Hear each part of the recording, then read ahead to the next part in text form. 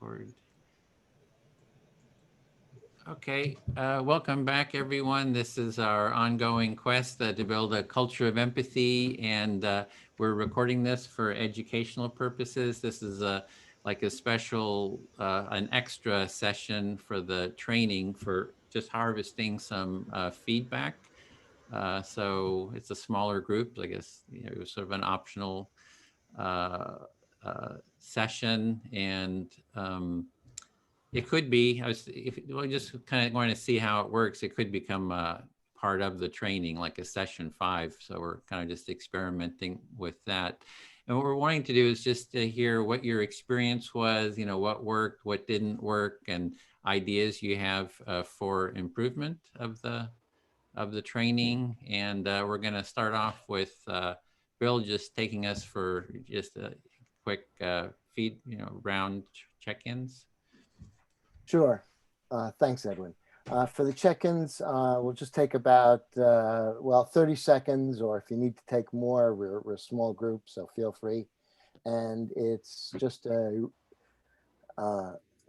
same questions as we had that we were asking before. So essentially, any questions or comments from the last session? How did your empathy buddy call, if you did that? Or if you facilitated an empathy circle, how did that go? Just a really short check-in around that. And then we'll also, in the breakout room, we'll have a chance to talk about it more. So to start, I'll just go around my screen and try to pick on someone around the screen. And oh, there, Tatiana. I didn't want to surprise you. Can you check in, Tatiana? Oh, I'm sorry. I was waving my hand at the new people, not like, please let me go first. But okay. No. You were first on my screen, but you were looking away. Oh, okay. Oh, and I don't know. I'm an old guy. I don't know the Zoom protocols, whether if you're not looking, what you should do. So anyway, so if you feel ready, please go ahead and share. Yeah, no, it's fine. I just didn't hear that bit, so I thought it was being misconstrued as like, no, please, oh my God, pick me. But I was trying to No, I didn't do that. Nobody wants to go first. So delightful. That's fine. Questions or comments from last meeting, I think I'm fine on. I was fine with how it went. The buddy call, I reached out to Joe, I believe was my partner. And I didn't see any communication back. That doesn't mean there wasn't any. I was looking, but emails and spam. So no blame, no anything. Just, yeah.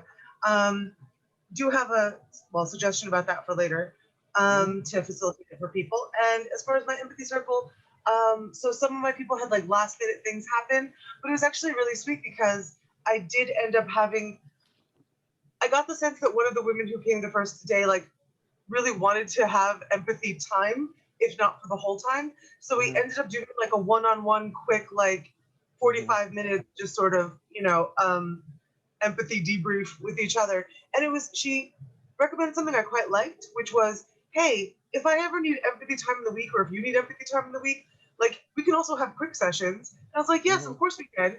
And also don't feel sometimes, because we're both so busy, because we're both activists, there might not be time for the full reflection. So it's okay if you just need to call and get empathy. I'm willing to do that. And she is for me as well. So it's actually something lovely to kind of come out of it. So sorry that was longer than 3 seconds, but yeah. Lou, how are you doing? I'm doing fine. How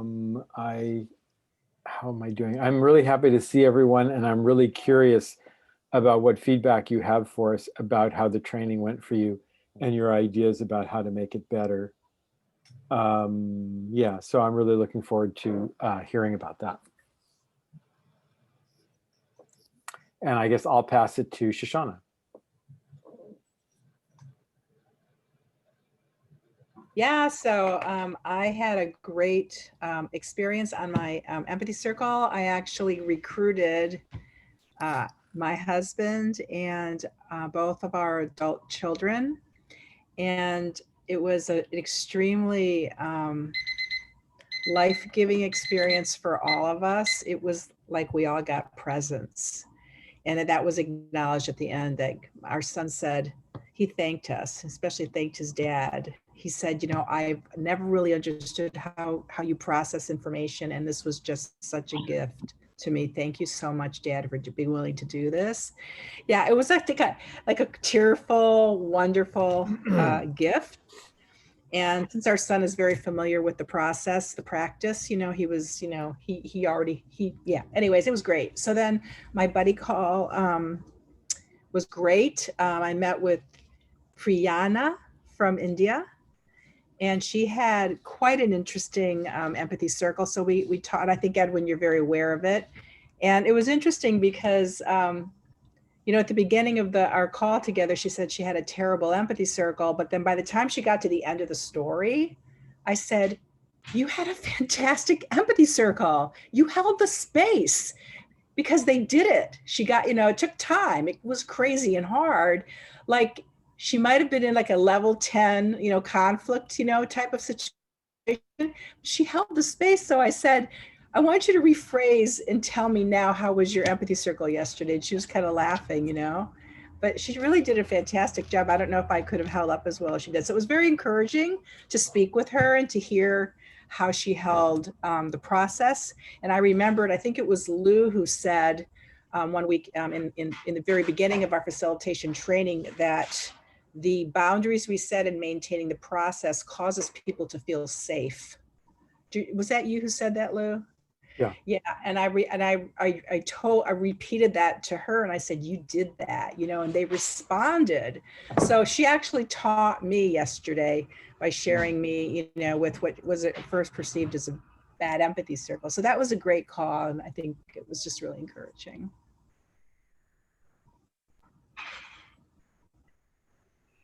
Am I supposed to pick someone, or Yeah, Bill? no, that's right. Go ahead. That's the pattern Shoshana. we started. That's fine. Go ahead, Shoshana, pass it off. Rita. Oh, yeah, I seem to miss the emails that go around with the empathy buddy. So I always have to search for it somewhere, and I didn't find it this week. So I didn't know who my empathy buddy was. So unfortunately I missed that. Yeah, and I didn't run an empathy circle either, but I try and apply it in my life. And I'm in Brisbane at the moment, staying with my mum. And, we have great conversations around like racism and Indigenous issues, and like quite opposing on that sometimes. But and anyway, like I try and do the active listening thing, and I can really see that like I'm observing myself as I'm doing it, really like wanting to say my piece, and like even gently sort of just like inform her about the gaps that she might not see, but I'm just like just like really, just do the active listening thing. And and sometimes it's easy and sometimes it's not. And I think I'm giving this example because I think like I've seen like other people, get stuck at this point sometimes, like whether they're participants or facilitators, where, it's just easy to do the method with someone who also knows the method, because then you feel equally heard. But then what happens when you're just the active listener and no one listens back to you, and and then how, and then you can see your emotional level like rising, going like, but I really want to say my thing and I'm not being heard, and then it all sort of like falls apart. So I feel like we need more skills and practice in that, like how to implement it in real life when it is, like heated, and how to really just stay on track with the listening. And I know Edwin and everyone like says it's like just because you're reflecting it doesn't mean you're validating, but it does feel like we're validating sometimes by giving someone a voice without like giving ourselves a voice. And so it's just, my question is still about like, oh, how do I navigate that? Am I missing like something in the process, or do I just have to like stick with it for longer? Or because sometimes it works and sometimes my brain says it doesn't work, even when maybe I just need to be more patient with it. So that's what I've been pondering this week. Thanks for listening. What about you, Celine? Where are you at? Well, I wasn't able to do the empathy buddy for 2 weeks. The last one, she had dropped out of the course some weeks prior. And before that, I had somebody in our timing, because she's an Australian working and I'm in the United States in the Pacific Northwest. We couldn't find a time, and I was disappointed about that. I did do a little practice with friends and family members, small, and I'm planning to do another one. So I'm excited about that I feel confident enough to go ahead and make the offer. And I want to practice and practice. And I have some things to share about the course when we do that. I'm really happy to be here with you now.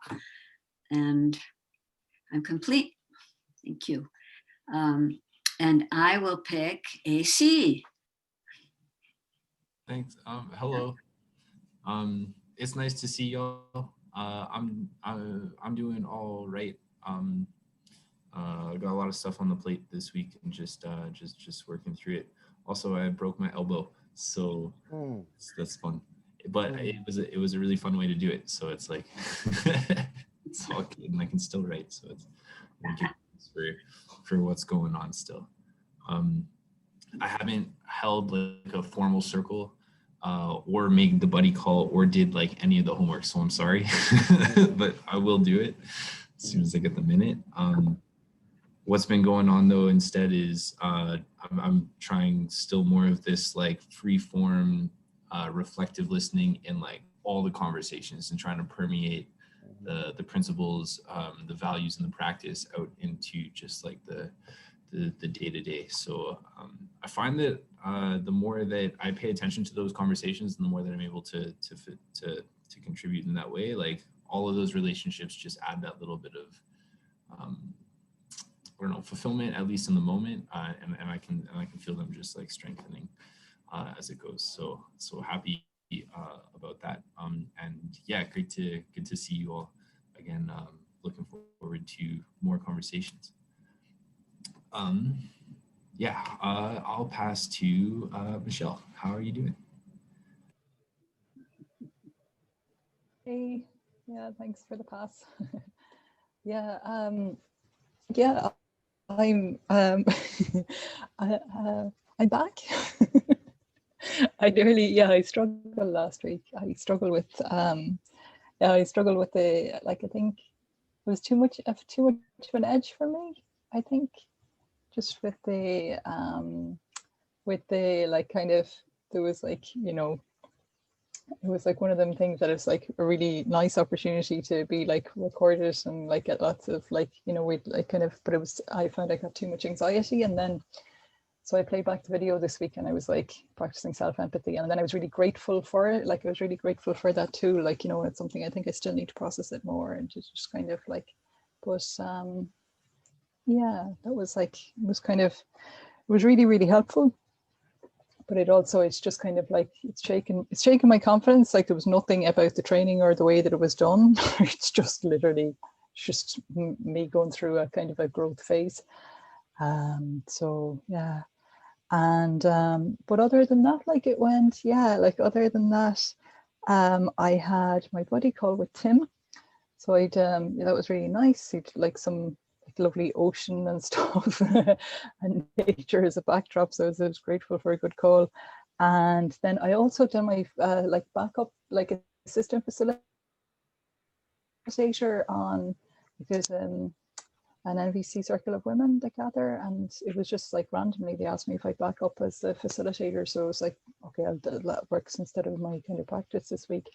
And I didn't really have that much to do, so it was more participant, really, like it was a like just in case role. But there was like this addition of that like piece of like the needs guess, where you kind of like it's going that little step further of adding like a guess of where the need is. And yeah, and I kind of learned something from that. I was like, okay, it's kind of a nice little tool to have as well as part of it. And yeah, I don't know. Yeah, so still feel like I'm on the journey. Like I think I'll be doing like I think there'll be a few more rounds of training yet before I'll be kind of like running, facilitating by myself. So yeah, thanks. Who are you passed to, Michelle? Can I pass to your, is it yourself, Bill? Have you went yet? I haven't, but also Timothy hasn't gone, I don't think. Oh, sorry, Tim. Yeah, pass to you. Thank you. Hi, everybody. Hello, hello. I was just going around the circle and looking at the relationship that I've built with each one of you through these 4 weeks. And I was having really like warmth and friendship and possibilities in future. And the first thing I was realizing is, Edwin, how deeply aligned I am with what you're up to. Like record everything, get out there, get everybody, occupy and get requirements written into law that, empathy happens within families and between political opponents. And, like really, I'm so aligned there. So I'm celebrating that right now. And Bill and Lou, both of you, I kind of want to just sit next to you in a few empathy groups and just kind of put my arm around you and just like lean up against you and just like watch you, but feel your commitment and warmth and depth. Like I get a sense of like mentorship from both of you. So I'm celebrating that. And Rita, your perceptions in our small group and the coaching you did, I mean, just like really lifted me up. And Shoshana, your vitality, Michelle, our connection today. Oh my God, Celine about NBC, AC, just AC. No, really, I'm celebrating the relationships. Tatiana, of course, our conversation. And so for me, maybe that's one of the deepest successes of a training like this is we allow ourselves individually. I'm consciously doing that right now, allowing myself to receive the resonance and the care and the bonds that I've built with each of you and let those grow in my heart, but also by the structure of the training that these bonds can happen. And like empathy takes empathy to learn. We need to receive empathy to learn empathy to give it, but then sometimes we need to receive more of it to give more of it. So I'm just celebrating the bonds that are happening that I feel. But so that's happening in this moment. Of course, I got plenty of just fun, creative ideas, feedback. So I'm ready to do that. And I'm glad that we have this opportunity. That's it. I'm good. Bill, how are you really? That's a loaded question there, Timothy. It was a gray day, the day I was born.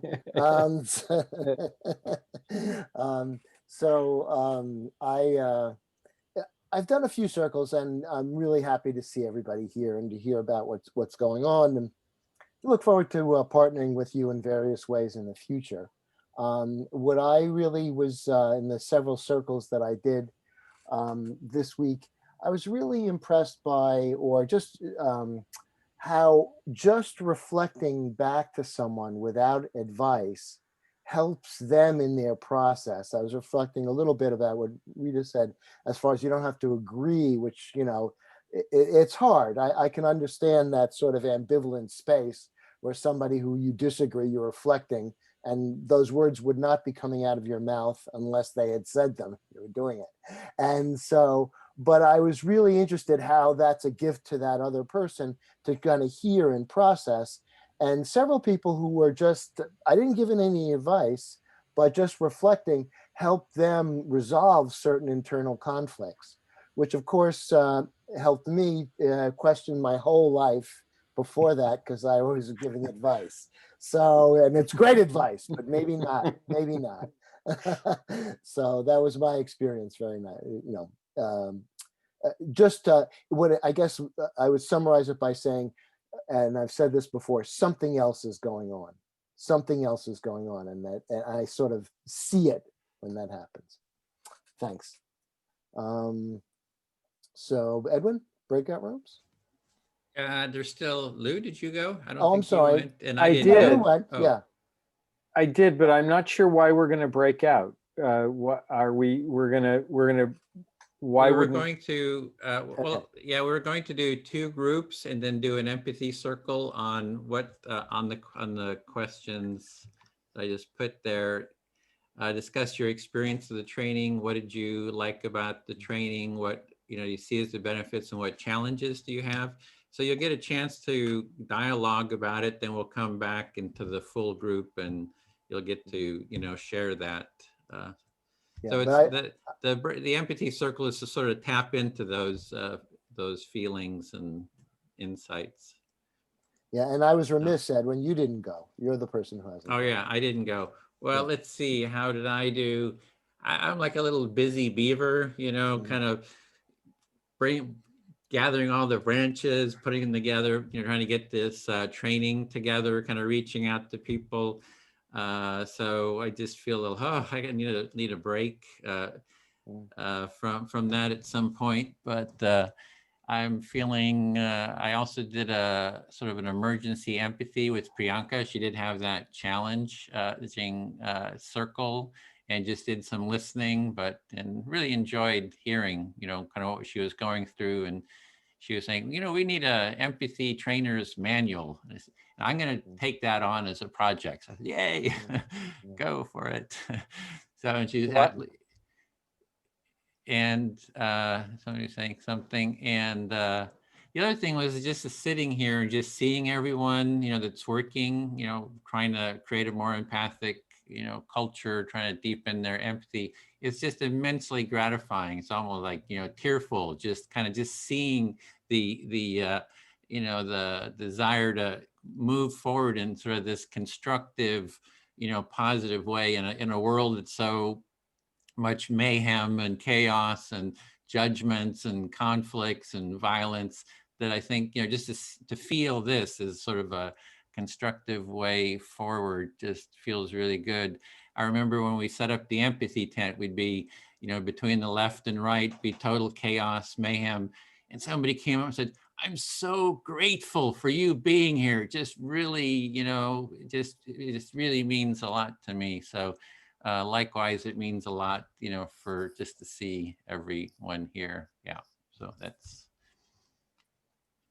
So with that, I think we're about ready to go into the empathy circles. So we're going to do 2 circles, go for an hour and 15 minutes.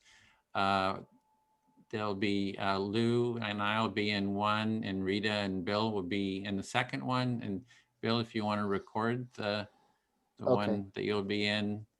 And again, the topic is going to be discuss your experience of the training. We want to harvest these insights for the development and improvement of the training. And there's also they're in there too, what did you like about the training, and what do you see as the benefits or the challenges, or whatever is alive for you. So anything else? Did you want to say something, Lou? Was there I heard something. Okay. No, I did. I have written a guide, a facilitator's guide. You mentioned writing a manual, so I just wanted to mention. Cool. Also, I hope I know we'll be recording, but is there like a document you're capturing this all in that we can type as we go? I didn't have that all set up. If you want to, there will be a feedback form. Yeah. Yeah. Some of these great ideas, they come and they disappear. I want to catch them. I'm taking notes from my own ideas, but I just would recommend that the team. Right. Yeah, it would be good to have that where you can write into it, so the people who are just doing the listening could write in, as well as we will be recording, and I'll post it to YouTube, and YouTube has a really great transcription process. So I'm going to go listen to the other group as well, and while I do it, I'll kind of help clean up if so.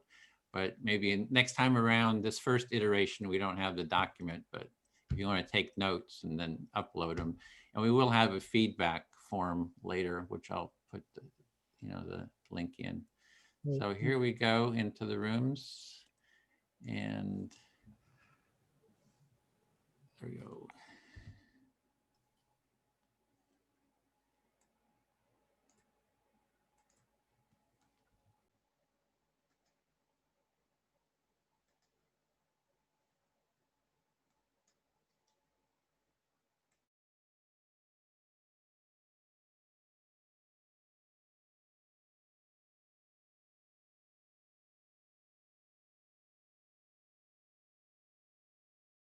One of my closest friends lives in Pacifica. Not many people live there. I mean, it's a small community. So Edwin, did you want to facilitate or did you want me to? If you would, I'm just kind of keeping track of the other. Okay, stuff. so why don't we start with 4-minute turns? And who would like to go first? I'm fine to go first. Okay. I guess, Lou, would you be so kind as to listen to me? Sure, yeah. Thanks. I'm listening. So just, I guess I want to be clear about the questions. So are they still in this chat or no? Yeah, they are. Okay. Yeah.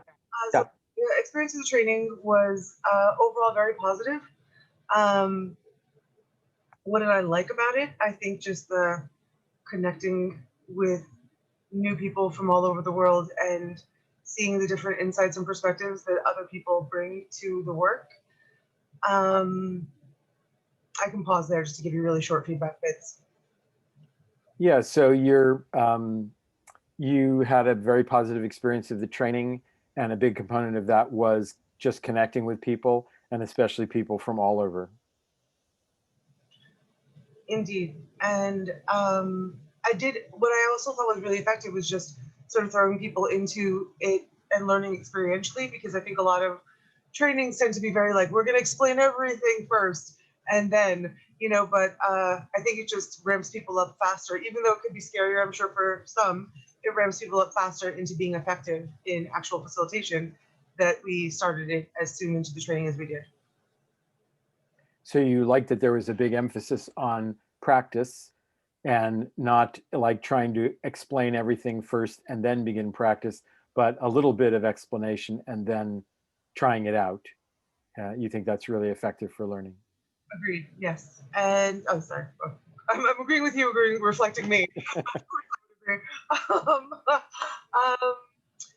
What do I see as the benefits of the training? I mean, I find that, I don't know if I have an answer to that. That would not be just obvious as far as being able to be a facilitator and the benefits of the style that I mentioned. Challenges that I experienced, and that seems to be like not just my experience, was that there was a lot of sort of misconnections between empathy buddies. And so what I would suggest, I think, for that is maybe when signing up for the training, you could tell them like the trainings are on X day, and then your empathy buddy calls are scheduled for this day, so like pre-schedule it, and then tell people once they get in the training and like while they're signing up, that day can be it can be shifted between you and your buddy, but at least there's a day that's like pre on the calendar for two people to align around, because maybe that would just give them more of a sense of urgency of circling back and making sure that connection happened, just to support the empathy buddy process. Because I had a really amazing one with Tim, and I just think that I understand totally why people are missing those connections and not getting to them, but I think there's such an important component that like if there's something we can do to catch that and hold it for people in a way that makes it more easy for them to interface with, that would be better and more robust, give them a more robust training. Sorry, that was a lot. So yeah, and that's okay. So one of the areas of challenge that you experienced in the training was around empathy buddy calls, or connecting for empathy buddy calls. You think the calls themselves are enormously beneficial and a very strong part of the training. The ones you had, you really enjoyed, but you can see how people had missed them because they had trouble connecting with them. And then you brainstorm some ideas about ways to make that better, like maybe announce that it's going to happen beforehand, maybe get people's schedules or get them to say what their time slots are beforehand, or set that time aside beforehand, some different ideas for doing that. Yeah, I didn't say the thing about getting people's availabilities, but that's a great idea. And yes, take that down. But yeah, just maybe saying like we're gonna have empathy circles on Wednesdays, and then on Saturday between like this range of hours, we're gonna try to aim for the empathy buddy call. Done. Yeah, so you're really just saying, putting the idea out there that there will be empathy buddy calls and people need to have to plan for that, a time slot for that is would help people at least know that they had to set aside time for that. Thank you. Is that it? Yeah. Okay, great. Okay, so I'll talk to Timothy. I'm listening. Yeah, and I don't know how much I'm going to talk because I'm more interested in hearing what you all have to say. I would say my own reflections on the training, some of the areas that that I ruminate about are, so I wrote down building activities that build confidence versus shaking confidence. So I really felt that I had a pretty strong feeling that doing the kind of challenges, presenting people with the kinds of challenges that happen in circles, that was a really important thing to do. Because, the people who are in the training are all very nice and they all are very aligned in everything. And what happens when you get in a circle? How do you respond when someone isn't that way? So I felt like that was, in terms of preparing people, that was really important. And the question of how to do it in a way that actually helps people learn how to respond and builds their confidence, as opposed to that it shakes their confidence and they feel like, maybe this isn't for me. Oh, I thought this was great, but now I'm starting to think like this isn't for me. And so I'm interested in feedback about that. And another thing that I wrote down to add from the introductions we had was practicing inviting people into the process. So that's something that people struggle with. How do you get people to participate? So just like we practiced the intro for the circle, what if we had people practice inviting someone in? I think that would be something good to add. I'm sorry, I'm not pausing. Go ahead. Let me just get this. You really value the power of helping people move through challenges and not overdoing it in a way that overwhelms somebody and interferes with their confidence, but to challenge and help people grow in a zone in which they can grow and build their confidence. So that's the first one. Yeah. And then the second one is how, how do people invite people into empathy circles? And folks are struggling with that and maybe having people do role plays to do that. So spending some time using that as an opportunity for improvement. Is that right? Yeah, that's great. Thank you. Yeah, and I've continually done thinking about, what's the best way to structure the role playing around challenges. Is it better to have people demonstrate the challenge and how you respond to it and have people watch it? Is it better to kind of put people in a circle and just start offering the challenges? Because one of the skills is recognizing that something's happening. And you don't know that it's going to happen till it starts happening. So so I think that's an element of it. But that element of surprise also makes it difficult to figure out how to deal with it. There's more than one thing going on at a time. So I've been thinking about that. Got it. Yeah, so you're thinking about the specifics of how to bring challenges to folks, whether it's modeled and people can observe and sit back, or to have it kind of role played, or even when there's an element of surprise that can enhance maybe the learning. But you want to do this in a way that's effective for people's growth and group building their competence. Is that right? And confidence. Yeah.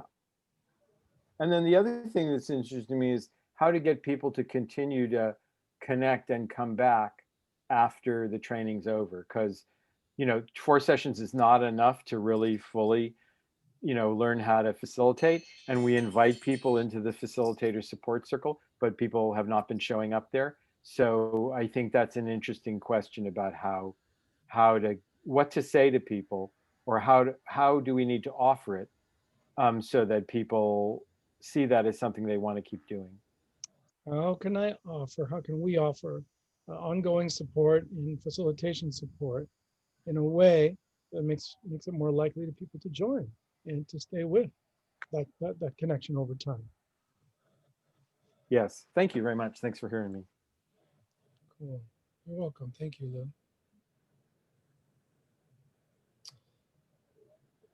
Let's see.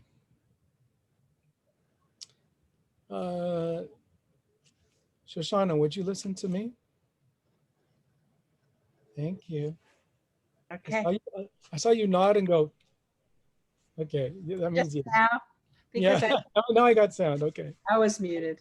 Okay, let's see. So the first question is, discuss your experience of the training. That's a big question. I want to focus in on what did I like and what worked and what benefits are. So for me, the benefits are increasing my confidence and my trust in my own ability to meet other human beings in the complex and dynamic setting of an empathy circle. It's building my trust in myself and my confidence there.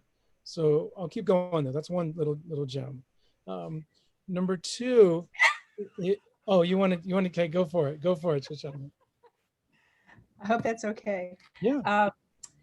Yeah, so this training has really built your confidence and your trust in yourself and your ability to, see, I already lost it now. Sorry. It's okay. But basically, I need small bites. it's building my confidence and my trust in the process and the foundations of it, so I can relax and be more human and help people be more human, So I just have that deeper trust and confidence in the process. Yeah. So you find that as you're more confident and trusting yourself about the process, then you can relax, which results in you being able to really help others to engage in the process of empathy circles. Yeah, to meet people, where they're at with this. Yeah. Yeah. And let's see. What did I like about the training? I liked the request to have empathy buddies. I also liked that we did more practice and less talk about it. I really like that as well. And that we spent at least 2 sessions working in challenging situations. So those things stood out for me. So you really like the buddy calls, and that we actually engage in the practice instead of just talking about engaging in the practice. And you just really like doing the empathy circles. Yeah, and facing the challenges. Let's see here. I also like that we had several instructors. I would say a minimum, like for a group of, like the numbers worked out well from my perspective, that you had an instructor for each small group. So there's a lot of attention from instructors. You're stacking the deck, so to speak, with the consciousness of empathy in the group by having several instructors prepared to hold it. I like that, definitely. So you liked the way that we had a certain number, we had enough instructors for the number of people being trained. You thought that was really instructive and helpful. Yeah, for the amount of 4 or 5 instructors, it seemed like. Okay, so challenges and ideas for improving. Number 1, I would like to have heard a clearer time commitment. When I'm signing up, I know what I'm signing up for between meetings. I would like that, like 2 hours of homework or one group on your own for 2 hours or whatever. So clear time commitment up front. And then in addition to that, I would want a stronger empathy buddy system. where we actually establish buddies during the meeting, and you go face to face, and you during the actual face to face meeting, you make a commitment, and we recommend that it's 1 hour and both people choose it, and that bond is connected during the meeting. So I have to tell you guys, I had surgery and I'm having a real problem with my memory. They put me out, so I apologize. I'm having trouble reflecting.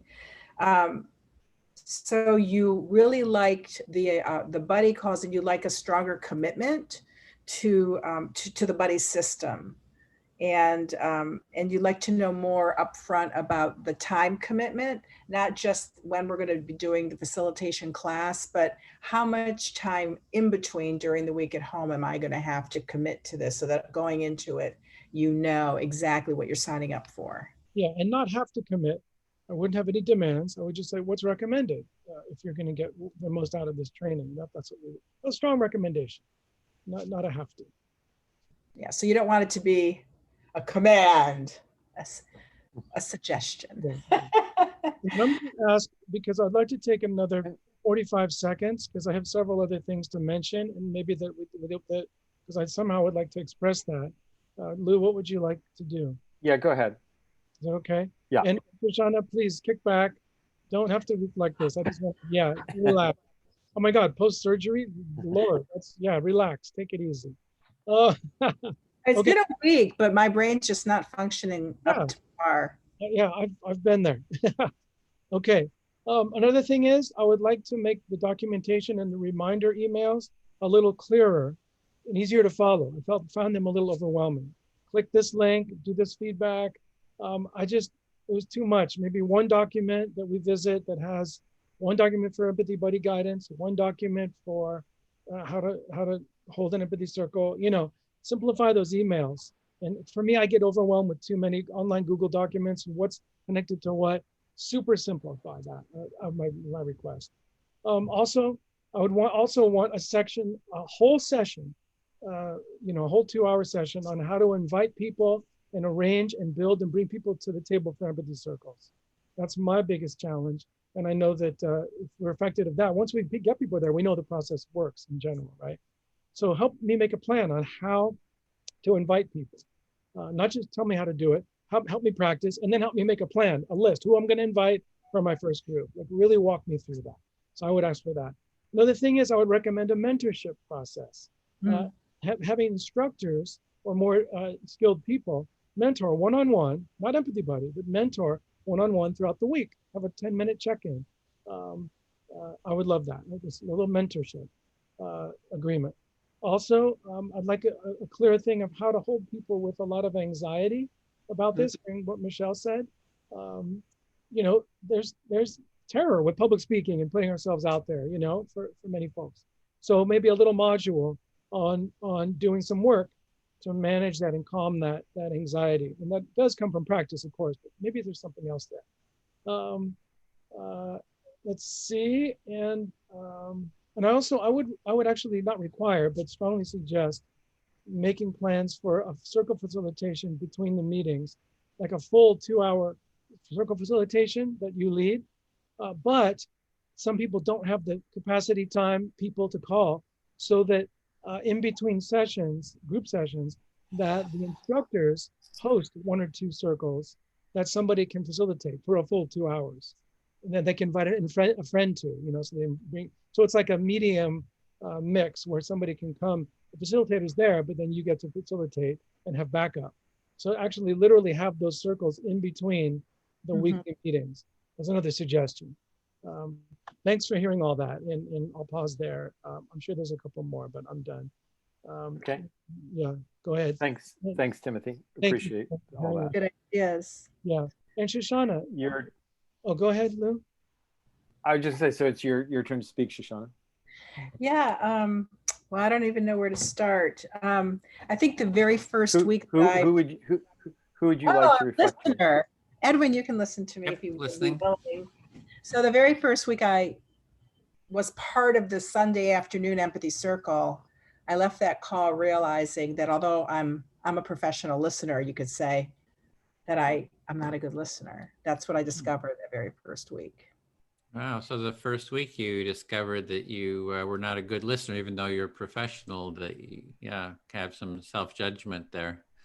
Yeah, so I recognize that I'm not 100% present because I'm trying to find, I'm a biblical counselor. And so I'm trying to find the scripture or the fix or the, I'm going to help you thing. And I wasn't present. And so that was a huge benefit for me to learn. And I think I've become a better listener just in the last, 8 weeks because of this process. I don't know that I can clearly separate my experience of being part of an empathy circle with the facilitation and training.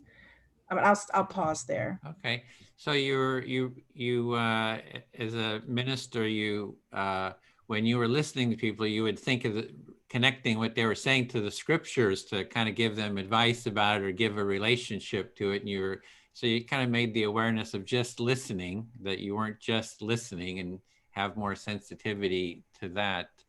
And then I think you're in the middle of starting on the next topic. Yeah, and so in terms of inviting other people in, my whole job is really to invite people into the good news of the gospel. So you could call me an evangelist, whatever.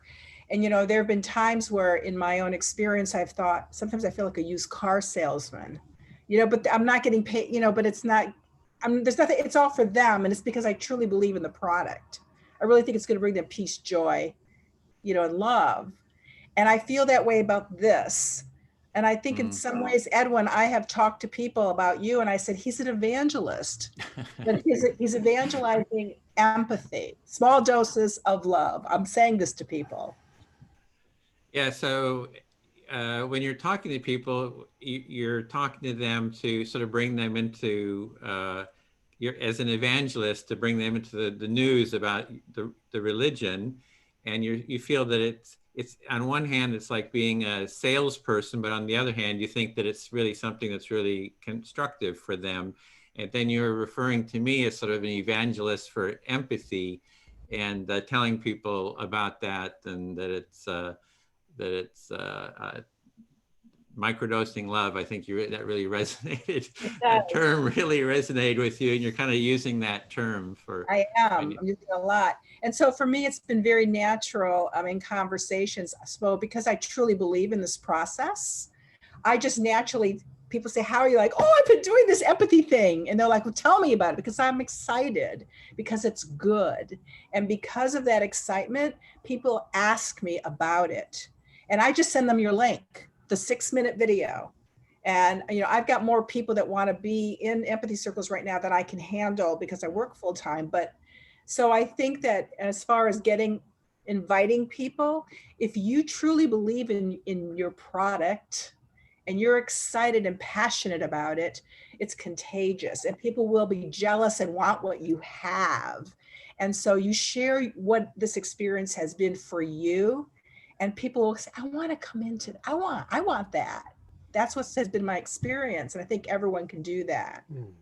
Yeah, so as you've been talking to people, you've just been sharing your excitement and enthusiasm, and people kind of see that excitement and enthusiasm. And they say, hey, I want some of that. And then they say, how can I get some of that? And then you give them the link. And so you're really seeing that as sort of a larger principle. Just be enthusiastic, share your enthusiasm, your passion, and people will be attracted to it. Yeah, is my time up? Okay. Mm-hmm. Thank you. I feel heard. Yeah. So I will speak to Tatiana.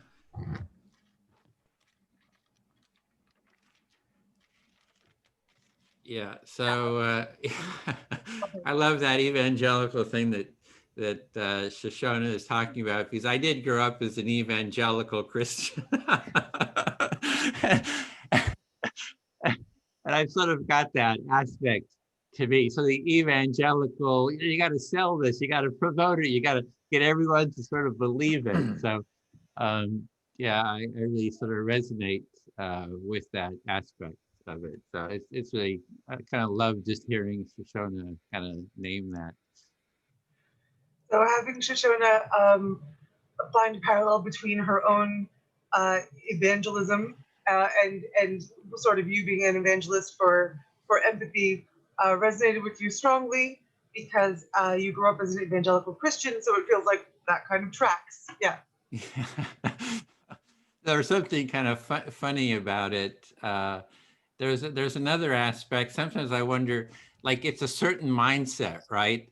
And I know that there's evangelicals are trying to spread this message, you know, and sometimes it can be a little heavy-handed, you know, about it. And I know, for example, I noticed, you know, Lou is Jewish. So the Jewish religion, is, I feel, is like a different, it's like, you know, we don't need any converts. It's like a whole different approach. And sometimes I wonder if our approaches sort of don't quite mesh there, because I've got that sort of evangelical, you know, thing. We got to convert the world. So you're noticing that there's different philosophies around that, like different ways to approach that, and that evangelicals can, you know, like you understand the goodness of what they feel they're doing, but like experience it sometimes is heavy-handed, and you're noticing that as a and how differently like the path that like Lou being Jewish or like the Jewish faith in general is on to be like, we don't need converts. And so you're wondering if there's not like a disconnect in that path, but sort of just like some dichotomy. Yeah, it's just a different philosophy, a different way of being in the world. But I do, yeah, really. But I guess I should get back to the sort of the benefits of the training. And for me, the benefits is the structure, sort of developing sort of this overall easy structure. Like there's and so having, it's like, I think as Timothy said, you know, there's the empathy circle is kind of easy once you do it, but it's like 95% of the work is the whole context, creating the context and the motivation. That's like really 95% of the work. And the empathy, the training seems to be like a little process for starting to work on all that 95%. You know, it's like starting to create structures to kind of bring people into the empathy circle. So I think this training has that benefit of creating sort of a structure. Yeah. So you think one of the specific benefits of this training is that it creates the structure in which empathy circles can progress, because as you said, or sorry, as Tim had said, it's, you know, the empathy circle itself is easy once you learn what that is, but 95% of the work exists in the externalities and the context, and that running through this training the way that we do, that it helps us to build in sort of like layers that structure and our understanding of that contextuality. Yeah, and the other one is, I mean, for me, the benefit is it's so nourishing to see a whole group of people working on this, kind of in the same direction, and what I really see as a constructive way of being. It kind of feeds my soul, my heart and soul, you know, just to be around others, you know, doing this. So that's a huge benefit. Kind of keeps me going with all the heavy kind of work that's got to be done. So you find that the thing you resonate the most strongly with is seeing sort of the reflected joy of all these people engaged in this work and on a common path towards something that you feel is, you know, so beautiful and crucial to society. Yeah, feel fairly heard. Thanks. Oh, I guess it's my turn again. It is. Tim, would you listen to me, please? Absolutely, with joy. Oh, thank you, love. I'm very much trying to like stay on topic, but I know that it's also a what is alive for you thing. I guess there were things that I wanted to mention that pinged off of what you had actually said before, Tim. So, regarding the difficulties, like the sort of not the difficulties, like, oh my God, I'm sorry. I'm really overwhelmed and stressed this week, and like my words are not wording well. We were talking about challenges in facilitation.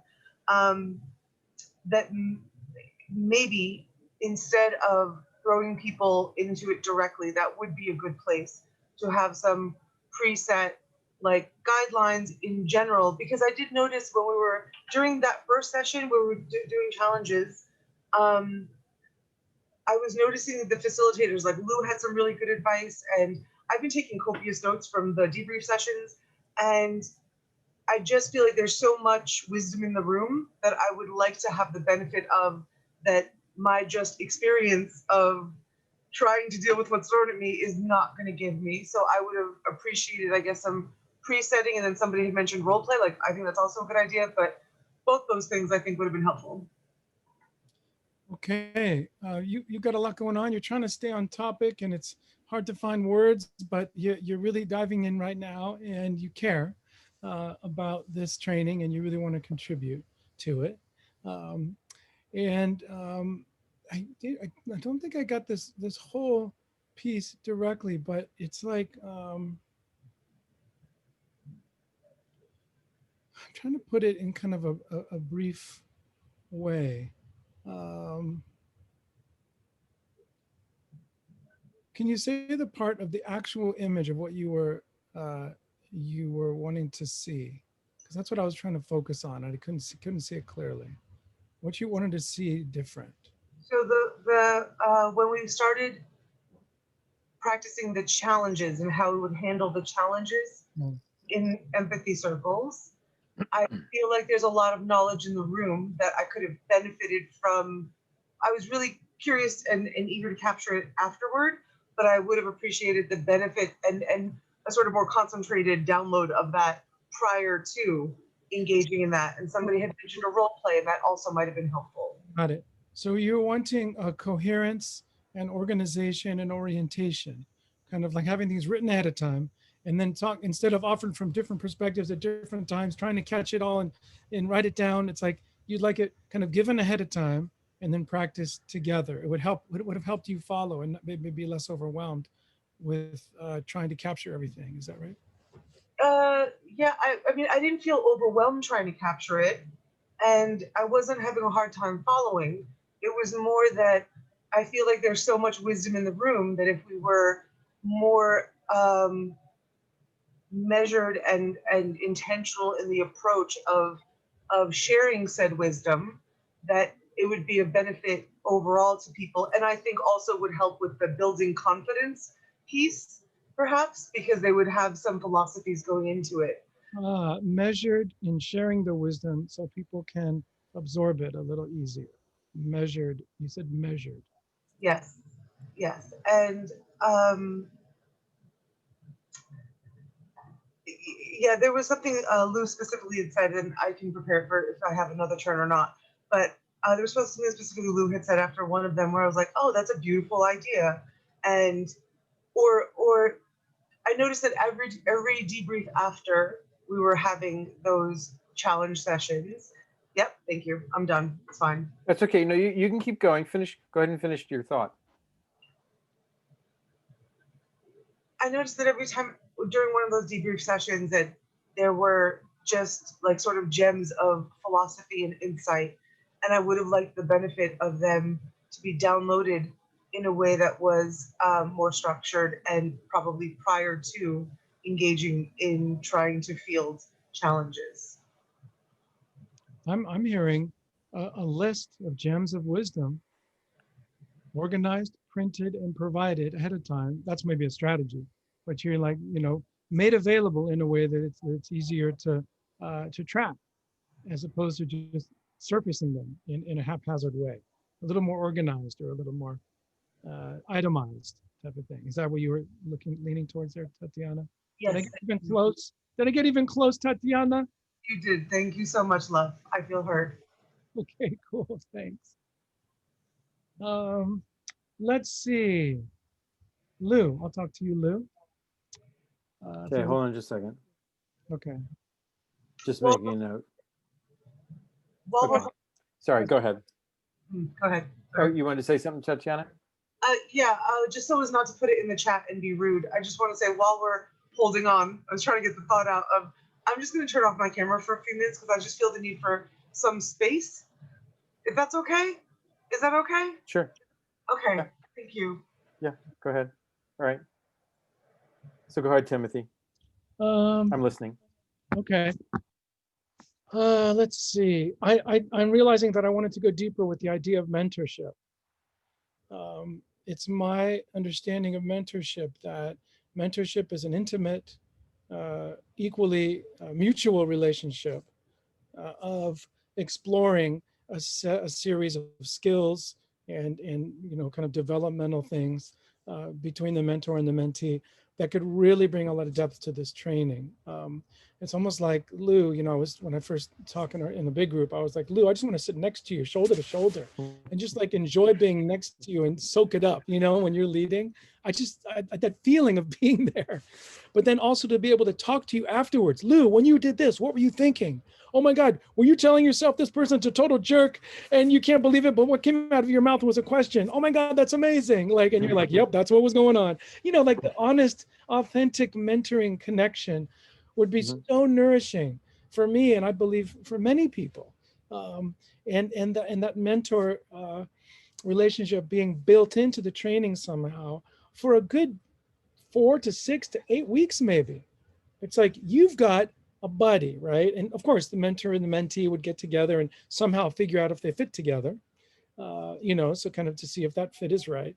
But then having that, the joy of being able to describe my learnings and my challenges in with a one-on-one relationship with somebody more experienced would be so helpful. And I'm just having those ideas about design. Go ahead, I'll pause there.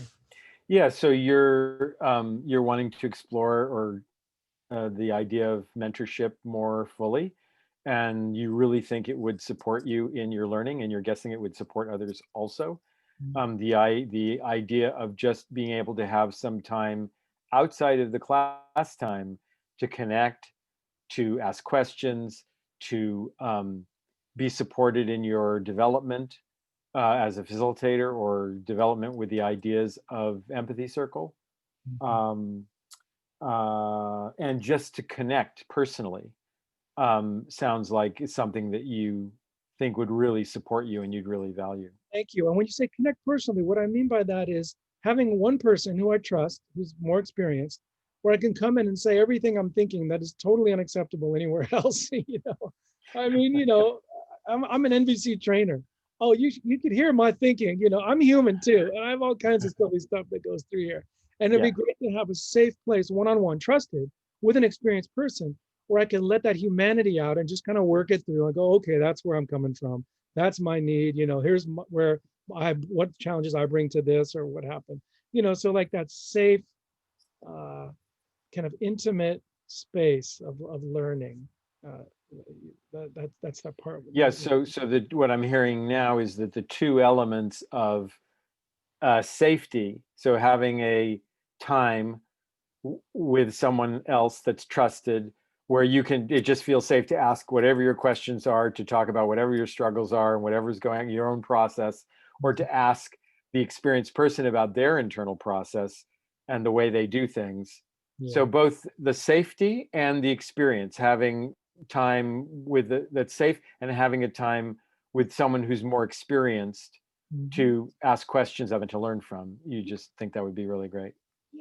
Yeah, different than an empathy buddy. It's like, mentorship buddy. Yeah, kind of cool. I just like that idea. I like the warmth in it, I want people who are facilitating empathy circles to have a big, bold well of warmth and love within them that they've received from a mentor and from others, right? And we need to receive that. Empathy almost is like, I'll finish. Empathy is almost like a measurable, quantifiable juice, nectar of life. And when we fill up on it, then it's easier to give it. So building that somehow into the training, so it's like I can lean on Lou even though he's not here. I got Lou next to me, Yeah, so I think I'm hearing that to the degree that empathy circle practice and facilitation involves not just following a structure, but actually embodying empathy, being an empathic person and embodying that. Exposure, more time with and exposure to someone that you feel embodies that helps you embody it yourself and helps you receive the empathy that you need, you're thinking it would also help you receive the empathy that you need to be empathic for other people. Yeah, and I would call this developing resilience, resilient empathic capacity. Yeah. You know, yeah, for sure. Yeah. Yeah, you're recognizing that when a person does get the support they need and the empathy that they need, there's a kind of resilience that get built inside that allows them to offer that to others and allows them to deal with difficult situations. Yeah. Yeah, absolutely. Thank you, Lou. You got it. I feel heard. Thanks. Okay. Okay, I will talk to Shoshana, if that's all right with you. I will do my best. I'm going to take Okay. notes. Okay. Well, and yeah, okay. And you don't have to reflect back every little thing. Okay. All right. So I'm really enjoying this conversation, and I'm learning a lot from it. And my own thinking is, it feels fun to explore my own thinking about this. Stop there. So you're really enjoying hearing this feedback, and it's really fun to explore your own thinking about the empathy circle and everything attached to the facilitation training process. Yeah, I love teaching. I think I've been a teacher my whole life, and I love the puzzle of figuring out how do you help someone develop some kind of capacity. I think that's a really interesting puzzle because there's both the mechanical parts of it and the human development parts of it. And I love the puzzle of messing with all those pieces. So you've been a teacher your whole life. You love teaching, and you really look at it as a puzzle and there's different parts. There's the mechanical part of it, and then there's what was the other part? Human development. Human development part. And so for you, it sounds like it's an inspiring challenge for you to start to try to put this puzzle together. Yeah.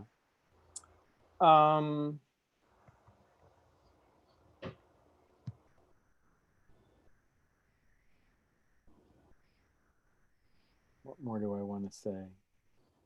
I'm grateful for the ideas and the experiences that you're sharing, because it's validating some things, many things that I observe and think myself, and it's also giving me some new information. So I really appreciate that.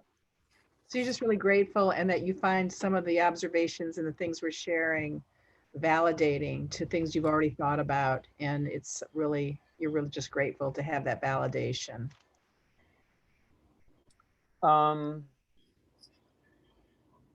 And I think the thing that's most present for me right now is the challenge as an instructor of trying to assess the readiness of people for whatever it is you want to present. And I know that one of the mistakes that instructors make often is presenting material that's too advanced for people who are just beginning, because you know a lot and you think, well, this other stuff is just obvious, everyone should be able to do it. And so I have a question about whether, like, the challenges that we're presenting in this beginning class of Empathy Circle, whether actually it's too much for people to do. There's a part of me that's thinking, and obviously people come into this training, with very different backgrounds. So some people are going to be more ready than others.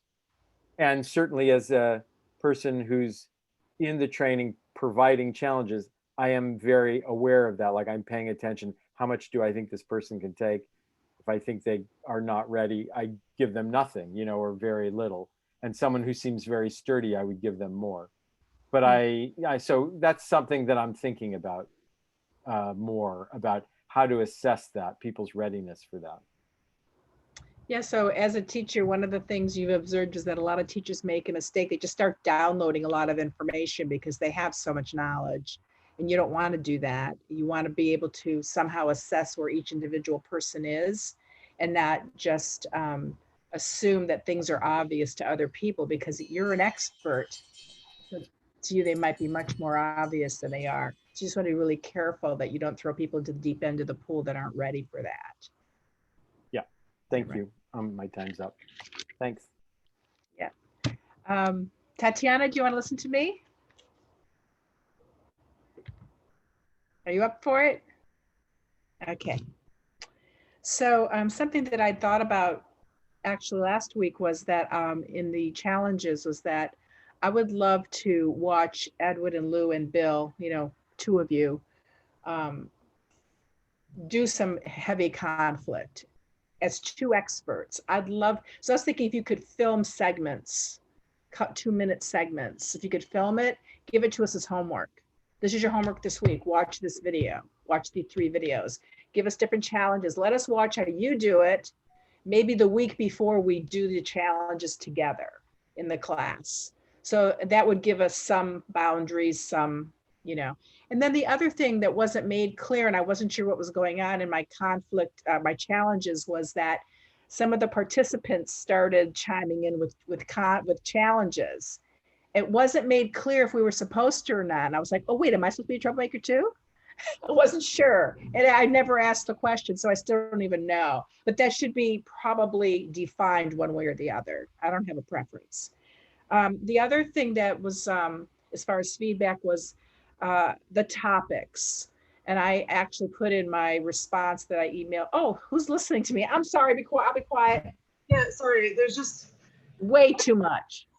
and my capacity is not what it usually is. So, okay, so the first thing that I grasped was you thought it would be really helpful to see Lou, Bill, and Edwin maybe in like 2-minute video segments doing some really heavy challenges that would be assigned as homework before we actually had to execute that kind of facilitation ourselves. Sorry, just give me a refresher point on the second piece and it'll come back to me. I was saying how important I think the topic is that we're discussing. And I really didn't clarify, I don't think. I think I interrupted myself and saw that I was going way too long. No, there was actually something before that actually I did remember, which was it was not clearly defined if people were supposed to be jumping in or not. And so that was just something that should be sort of held with more intention. Thank you, you're so good, better than me. Okay, and I actually pitched to Edwin on my feedback form. I think it might be good to have a special session that could be voluntary, like a 1-hour creative meeting on topics, unless you guys have them already. Give us a catalog of topics. First week I came, it was what in your personality with, what in your life with your relationship with yourself or others is raw for you. It threw us right into the emotional deep end of the pool. I'll stop. Thank you. So having a list of topics sort of preset that people are aware of is something that you would find helpful. And you discussed something that sort of what is, I forgot the exact question, but basically something very emotionally evocative that you felt through immediately into the emotional deep end. Which might be fine for some groups. So sometimes when you are conducting an empathy circle, you might have in your mind what kind of a response, what you want the tone to be. So for instance, with my family, we chose something that would be very affirming, and it was, how have you changed in the last 5 to 10 years? Because ahead of time, our daughter said, Mom, I don't have the brainwidth for family therapy right now. So we wanted it to be safe. So you can gauge, so we could have categories of topics in the suggested topics. So yeah, just still on categories of suggested topics, and then the empathy circle that you had with your family was one that was specifically chosen to be very affirmative because there was some resistance on behalf of your daughter, and so you wanted to make sure that it was something that didn't feel overly challenging, that relevant to that situation. Yeah, and I noticed the feedback in every empathy circle I've participated in, it really resonated with the topic, so the topic can really drive the whole empathy circle. So I think they're really, I think it's be good for us to be skillful with each group that we're facilitating in that we choose a topic that will, in a sense, minister to that person, the needs of that particular group of people, because you might know them. So you're very mindful about the fact that the topic has great power to set the tone and the dynamic of the conversation. And so you would like to be equipped with tools to make that feel like you're building your skill set in doing that and setting it with intention. Yes. And I think that's really all I had for feedback. I don't have time left, do I, Lou? No, you're just about out, actually. I feel fully Thanks. heard. Tatiana, you're amazing. Thank you, Shoshana. I appreciate your warmth. So let me get my thoughts together before I ask for a listener, if that's okay.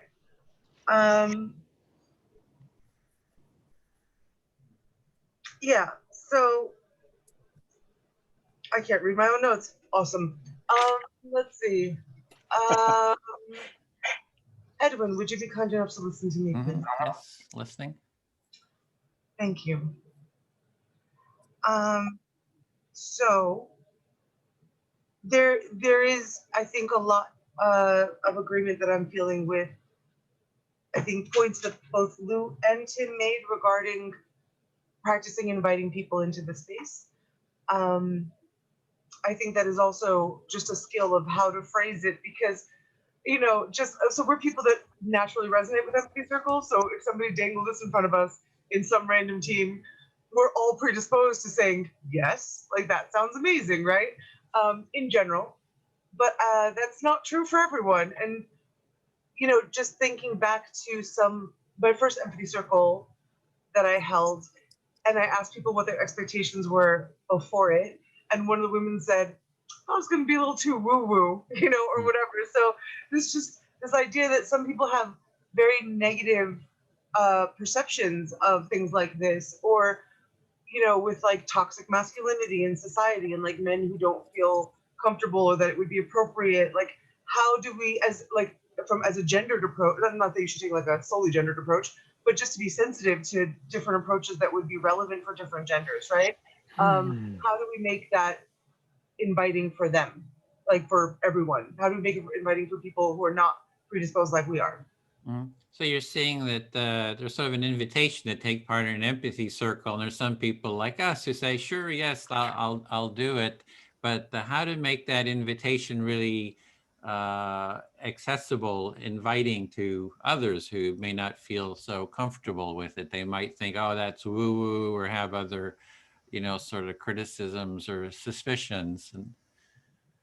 Indeed, thank you. And so, yeah, I don't know if it's about sculpting the wording carefully, for example, or keeping a more measured tone rather than being, oh my God, guys, this is super, you should come, you know what I mean, et cetera. Just what's the best way that's going to be as appealing to as many different personality types as possible, so that there's an ability to like have people accept the invitation into the space. And while saying this, I do rather feel like I'm describing how do we get them into the cult. I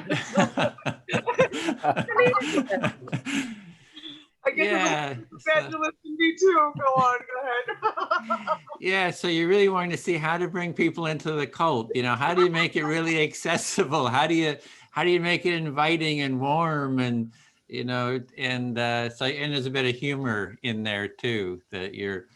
But it's like you're just sitting with that question, like, how do you create that invitation? Yeah, I guess I really would love to like sculpt it to be something that is sort of just placid and inspiring, and that speaks quietly to sort of tender parts of people, that makes them feel safe in connecting. So the tone or approach you like to have is something that's sensitive and tender, sort of creates a space where they can bring that part of themselves, maybe in as compared to just being very open, wild about it or something like that. It's just kind of more sensitive and inviting. and yeah, and not just for them to be able to bring that piece, but that that sort of cuts through all of the superficial resistances and speaks to that universal piece of us that like unfurls lotus-like to things like that, you know? Mhm. So you're really looking at how to have the invitation be something that speaks to sort of a universal humanity, maybe a universal invitation to everyone's humanity.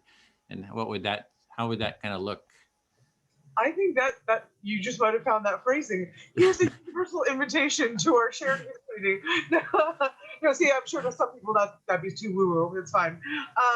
Yeah, so it's just a matter of that, of just communicating that well, and because it is something that I want everyone to at least try once. Like, you don't have to love it. It might not be right for you, but yeah, just I want to be able to position it in such a way that it's compelling and inspiring to take part in, or at least piques their curiosity enough to want to take part in at least once.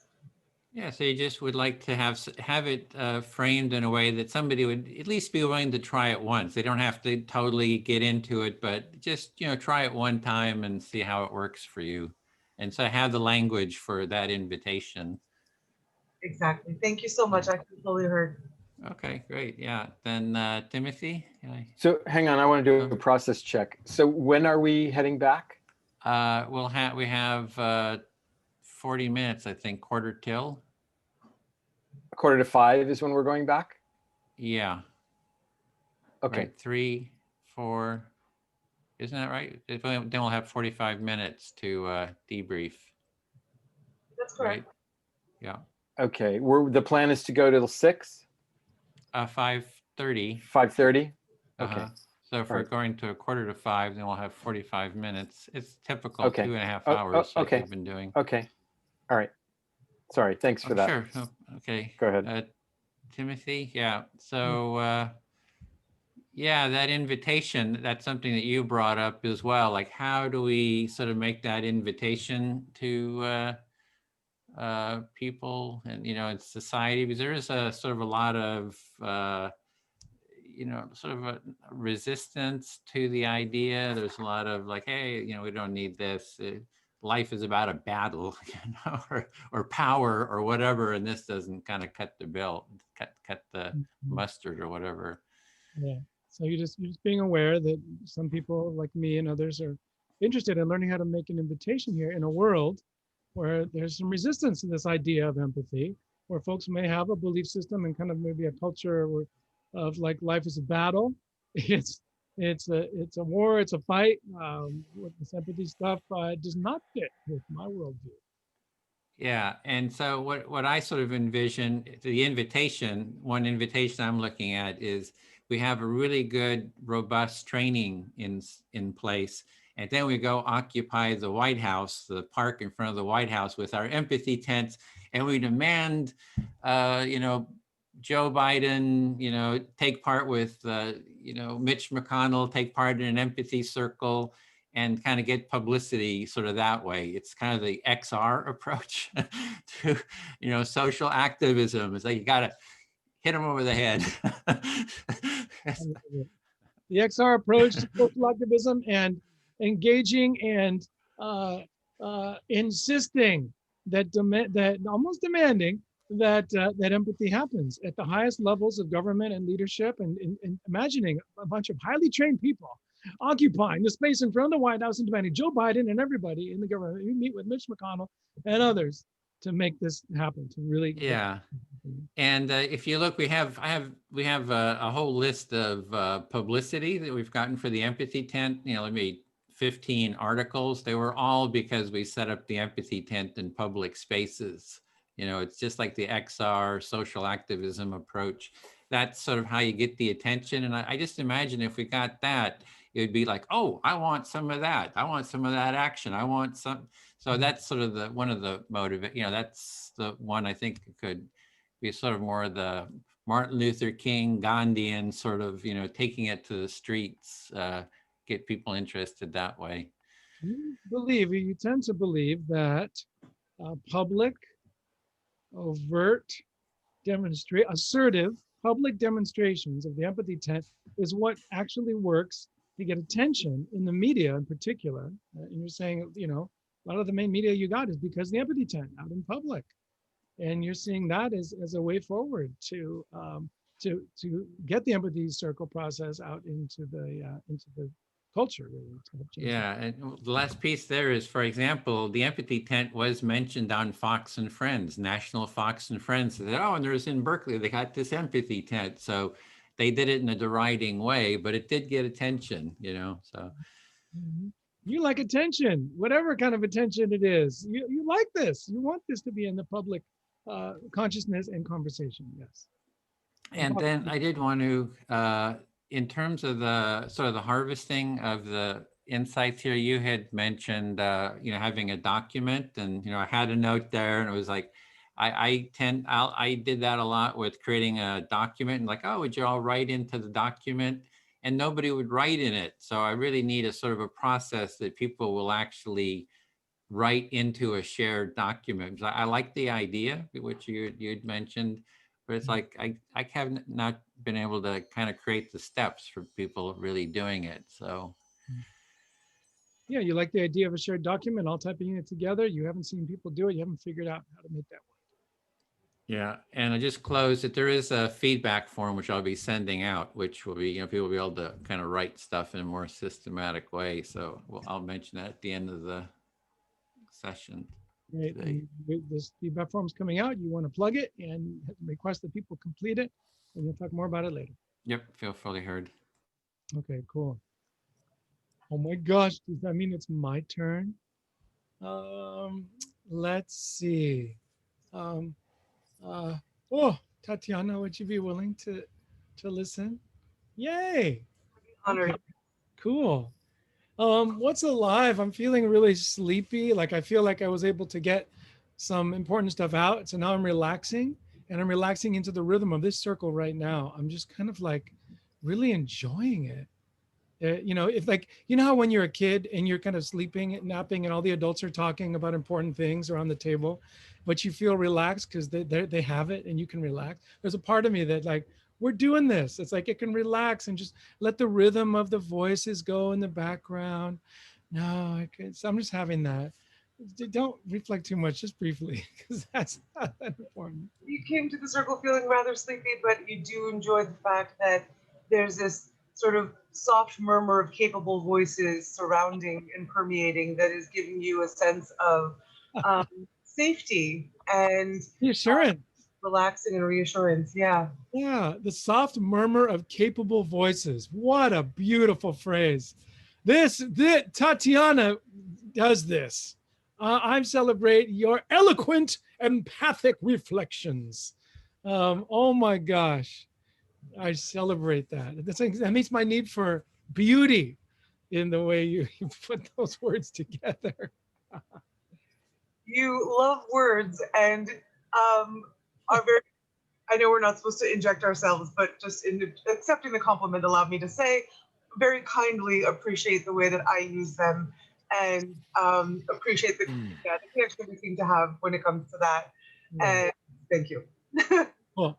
And this also gets to my point, if I just go even more directly about what would be a successful outcome, one of the key successful outcomes of a training on leading empathy circles is that the people training fall in love with each other, or more in love with each other, and more in love with themselves. Let's just put it boldly. And therefore, by extension, a successful empathy circle means that people kind of fall in love with each other a little more. And let's not go micro doses of love.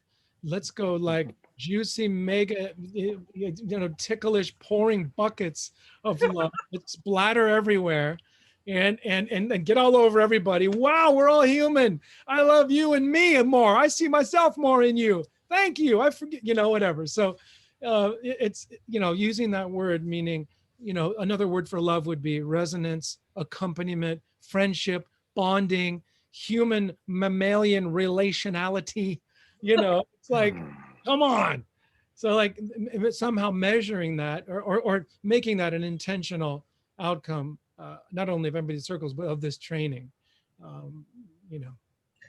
So you'd like it to be set as an intentional outcome of Empathy Circles overall, but also this training, that it's a very visceral kind of connection, and you want a boldness to the fact that, you know, it's not just microdoses of love, but like cascades of love that everyone is very aware of and cannot, like, it cannot be denied. The intensity of love we feel both for one another and ourselves, having gone through this practice. Yeah, and I don't want to go all intense. Hey, come on, at people's pace, like back off with the juicy love, all right, dude?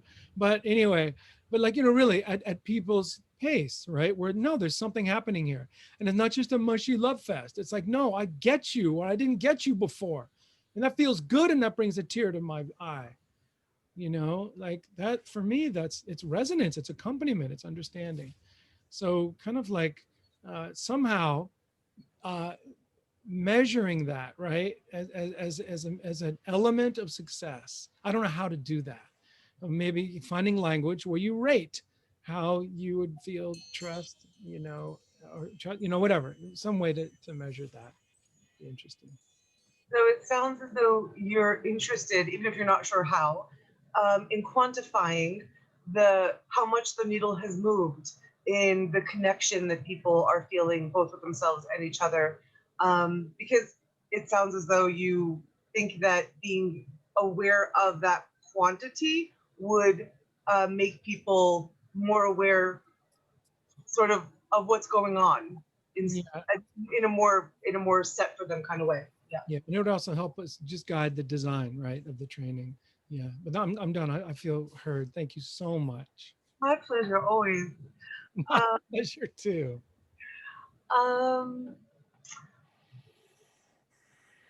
Shoshana, would you be kind enough to listen to me, please? Listening. Thanks, love.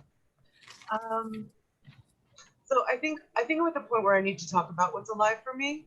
So, and that is that I am in a really, really unique position that probably isn't going to be as difficult as my mind might be seeing it in this moment. So I think I'm actually reassuring myself as I'm speaking.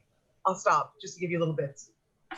So you're in a very unique position, and that you think it might not be as difficult as you've been thinking it's going to be. And you're actually, as you're speaking, feeling like you're self-assuring. Indeed.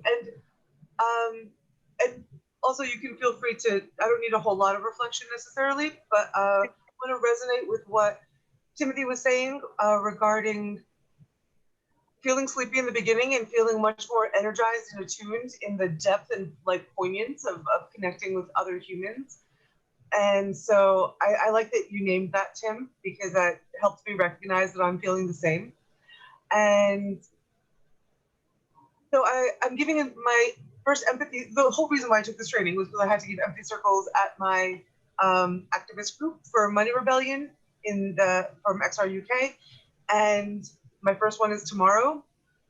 And I'm kind of really relieved there's not a lot of signups for it, because since November 23rd, which was our launch, I've been experiencing a series of difficult treatment from first one person and now his friend. And it's become a very bullying and toxic situation. Wow. So you resonated with Tim. You were feeling sleepy in the beginning, and as we've communicated, you're more alive. And what inspired you to do this was that at the Money Rebellion, you were asked to run some empathy circles, and your first one is tomorrow. And kind of behind the scenes in all of this, you've been getting bullied by someone who sounds like there might be part of this Money Rebellion group, and now his friend's bullying you also. You don't have very many people signed up, and you're kind of glad about that. Indeed, because the people who've signed up are all very, like, just lovely, warm. I mean, so prior to any of this, I have not had a single problem with anyone on the team. And so it's just been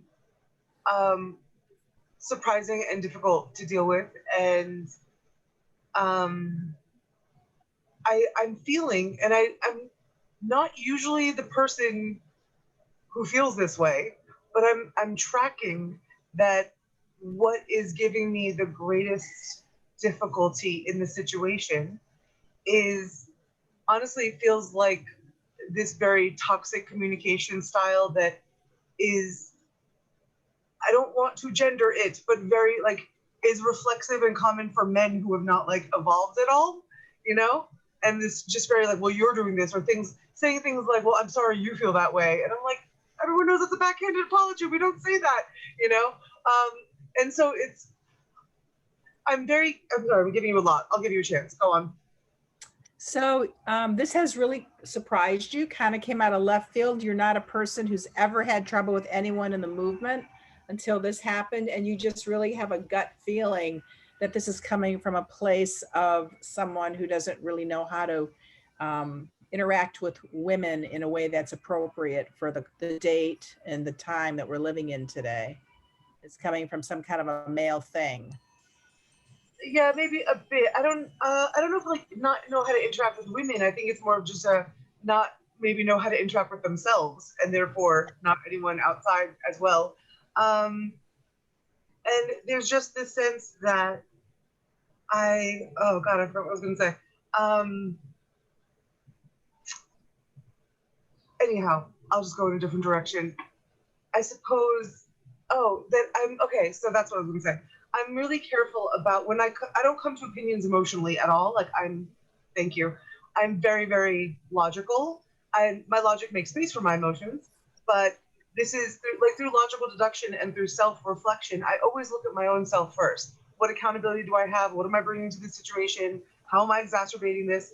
And yeah, I feel kind of guilty pointing to the maleness of the communication style because that feels wrong, but it is also what's feeling very alive for me. So you don't consider yourself an emotional person. You're quite logical and you're self-reflective. And it sounds like you've really weighed this out and you've come to a conclusion that you're really not that comfortable with, even talking about, because it just makes you feel bad. But nonetheless, you have engaged logic and kind of your gut reaction is that you're onto something, unfortunately. Yes, thank you. I feel heard. Well, I'm really glad she feels heard. I am just so handicapped today. Lou, would you like to listen to me? Sure. And this will be the last one. We'll be closing after this. Okay.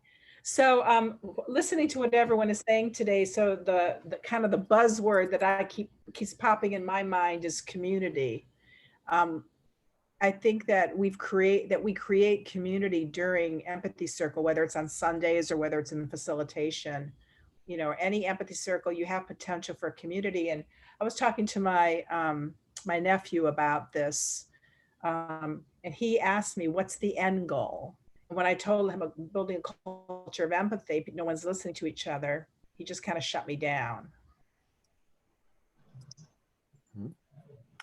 So you were saying that you kind of made 2 points. One was that you think what happens in an empathy circle is that community gets created by people listening to each other, and that you really like that. and in a way you would like to be able to say that that is the purpose of doing empathy circles. And then when you said that, something like that, or creating a culture of empathy, as an answer to a question from your son or some young person, your nephew, right, who said, "What's the purpose of this?" And you said, "Creating a culture of empathy." That was an answer that was unsatisfactory to him. Yeah, because he wanted it to be applied to something. So he said, if you did it in a family, he goes, got that, validate that. He said, but just to bring a bunch of strangers, random people together to do this, and everyone goes off on their own little way, I don't get that. He might be coming this Sunday because I want him to experience it. We're very close, he and I, and he is quite young. You discern that correctly, Lou. Yeah, so you are saying that, well, you're hoping, right, you're telling more about what he said, which was that the purposes that you're talking about might be good, like creating community and stuff like that. That might be good for people that know each other, but it didn't make sense to him for people who didn't know each other. And so you're hoping that he comes on Sunday and experiences it with people who don't know each other, so that he could learn that that might be possible. That's what you're hoping for? Yeah, and I'm just wondering if our core values are great. The transparency, honesty, authenticity for some of them. But I'm wondering if we could brainstorm about what some other larger, more conceptual core values could be that would add value for people like my nephew, you know? Yeah, so you're saying that you like the core values that we've talked about in the training and that Edwin or others have talked about as being part of a culture of empathy, but you're not confident that those values will actually appeal to everyone, and maybe especially people like your nephew. And so you would like to talk about other kinds of values that you think might be attractive to them. Yeah, like family conflict. This is a great antidote. It can be, if it's employed, if you can get a family willing. You use this in mediation. I know that Edwin does that professionally. So I think if we present some of the applications, it might be more inviting for types like my nephew, who I think would be greatly, who would greatly benefit by this to walk through the door. So you're saying that saying more or giving examples of how empathy circles can be used in different contexts, that might make it more attractive to people to participate in it, especially if it was practical things like resolving conflict. Right. Yeah. I mean, it's one thing to just, I know my time's up. We have to go back. Yep, we have to go back. Edwin, did you just do that? I have so much to say about the things that both you and Tatiana raised. So maybe sometime we'll get to talk about that. The Friday Empathy Circle Support Facilitator Support Group. We have that this week. Friday, right? Are you doing it this week? This It Friday, is this Friday. Oh, Yeah. 12:30 Pacific. Not canceled on Friday? I'm on vacation, so maybe I can do that. I thought you had one canceled. It's coming up here. Canceled? No, it's every 2 weeks. We're not doing it next week, but I think we're doing. I think it's on the calendar. This week is Christmas, isn't it? The 25th. I think Friday's Christmas. Yeah, it's not next week. Yeah, Bye. See you in the See you into the. Hello, Edwin. Okay, great. Made it back. Somehow the transition is becoming a little difficult in Zoom. I don't know what's going on. Okay, so Rita, we're going to do the full group debrief, and we're going to. Yeah. Well, I'm wondering, so two things I think we're going to happen here. One is like, we'll give everyone an opportunity to, do a bit of a testimonial whilst we're giving feedback. And if you want, and I'll post and talk about how that will happen in a minute. But I'm just wondering if we want to have like a bit of a round of questions before that, for about 15 minutes. So you can share like sort of a little bit about what came up for you, and and so that we can share and glean from the learnings that you like discovered in the breakout room just now. So do we want to have a bit of a round of questions first and then do the testimonial thing? Is that okay? Great. Okay, cool. Great. So we can just kind of go organically, like, who has questions, and maybe write them in the chat as well, if just so we can track like how many there are, and then we can keep an eye on the time. But does anyone want to go first, whether they had a question or something that came up that was a really good learning in the breakout group just then? I'd also invite questions from the facilitators and leaders the rest of us and all of us, you know, if something came up for you that you would like to hear more about. Great.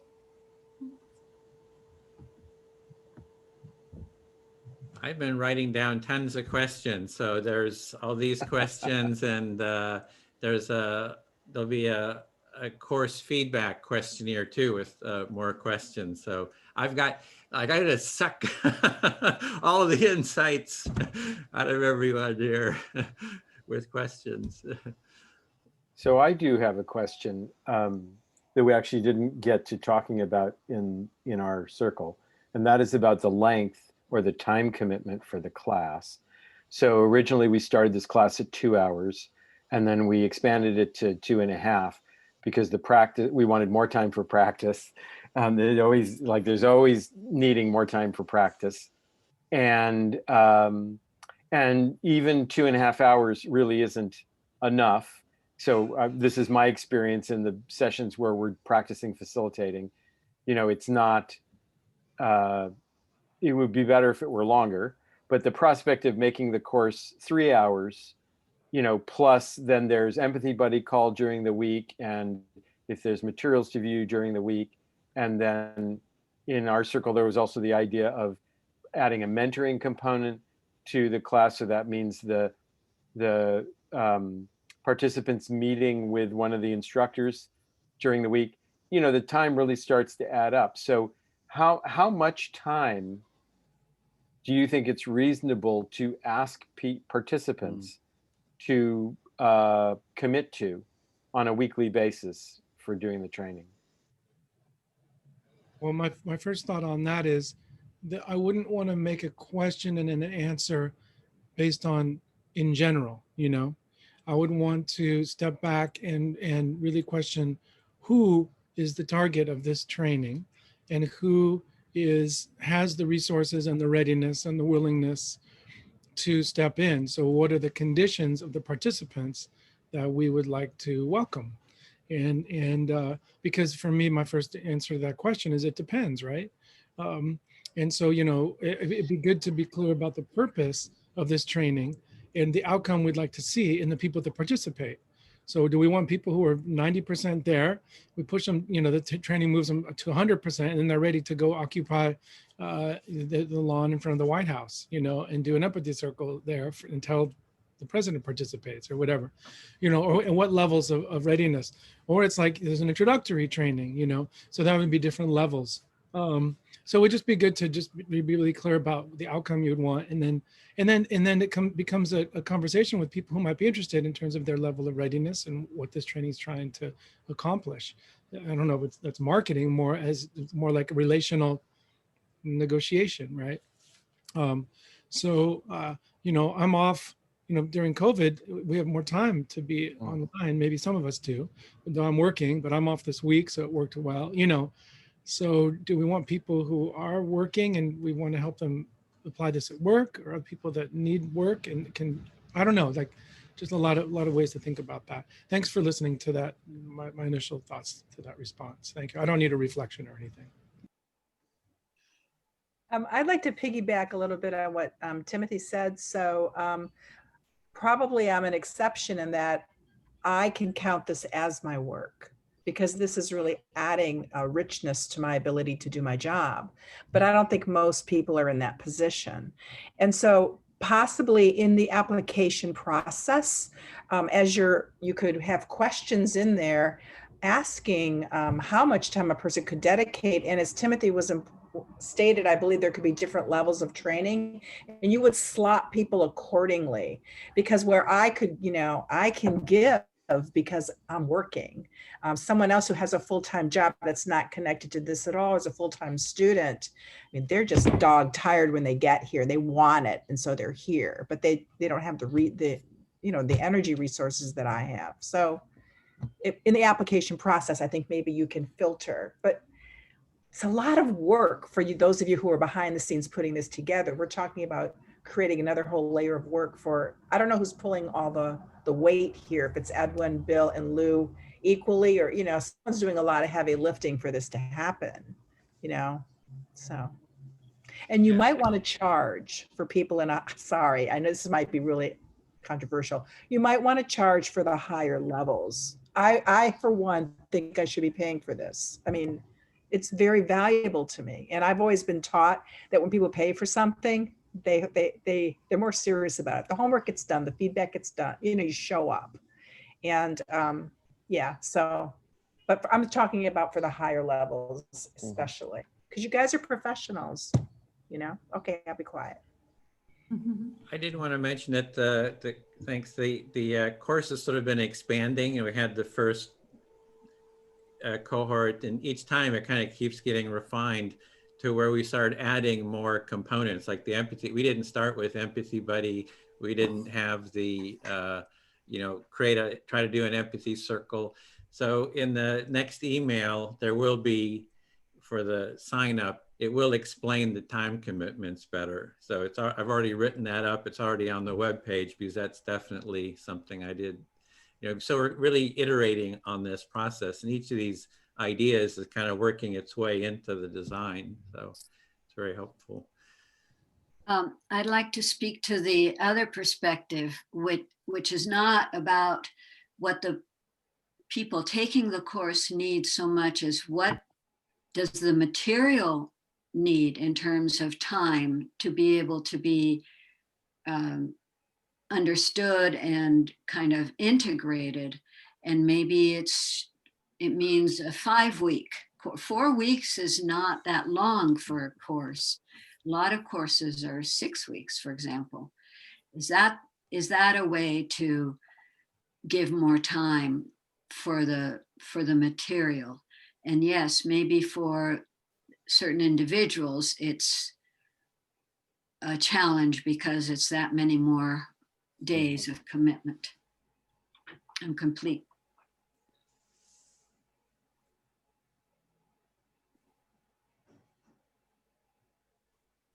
Yeah, Michelle, see you there.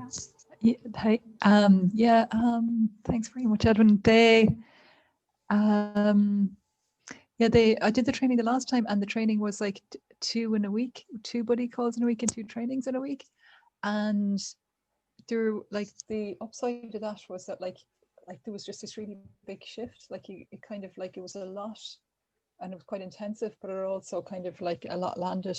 But I really enjoyed on this one having the once a week, and it felt like that was, it definitely felt like that was the sweet spot. And like, I was similar to the other participants, is that like, I'm not as concerned about my time as I am of years. So this idea around mentorship is really cool. But then I'm like going, like, I'm already like, one of the most gorgeous things about this training is the amount of generosity. Like, it's just witnessing how many people on this planet, like, especially like how much commitment and care there is around this issue, you know, and that just seeing that energy and that commitment is, for me, a huge part of it, you know.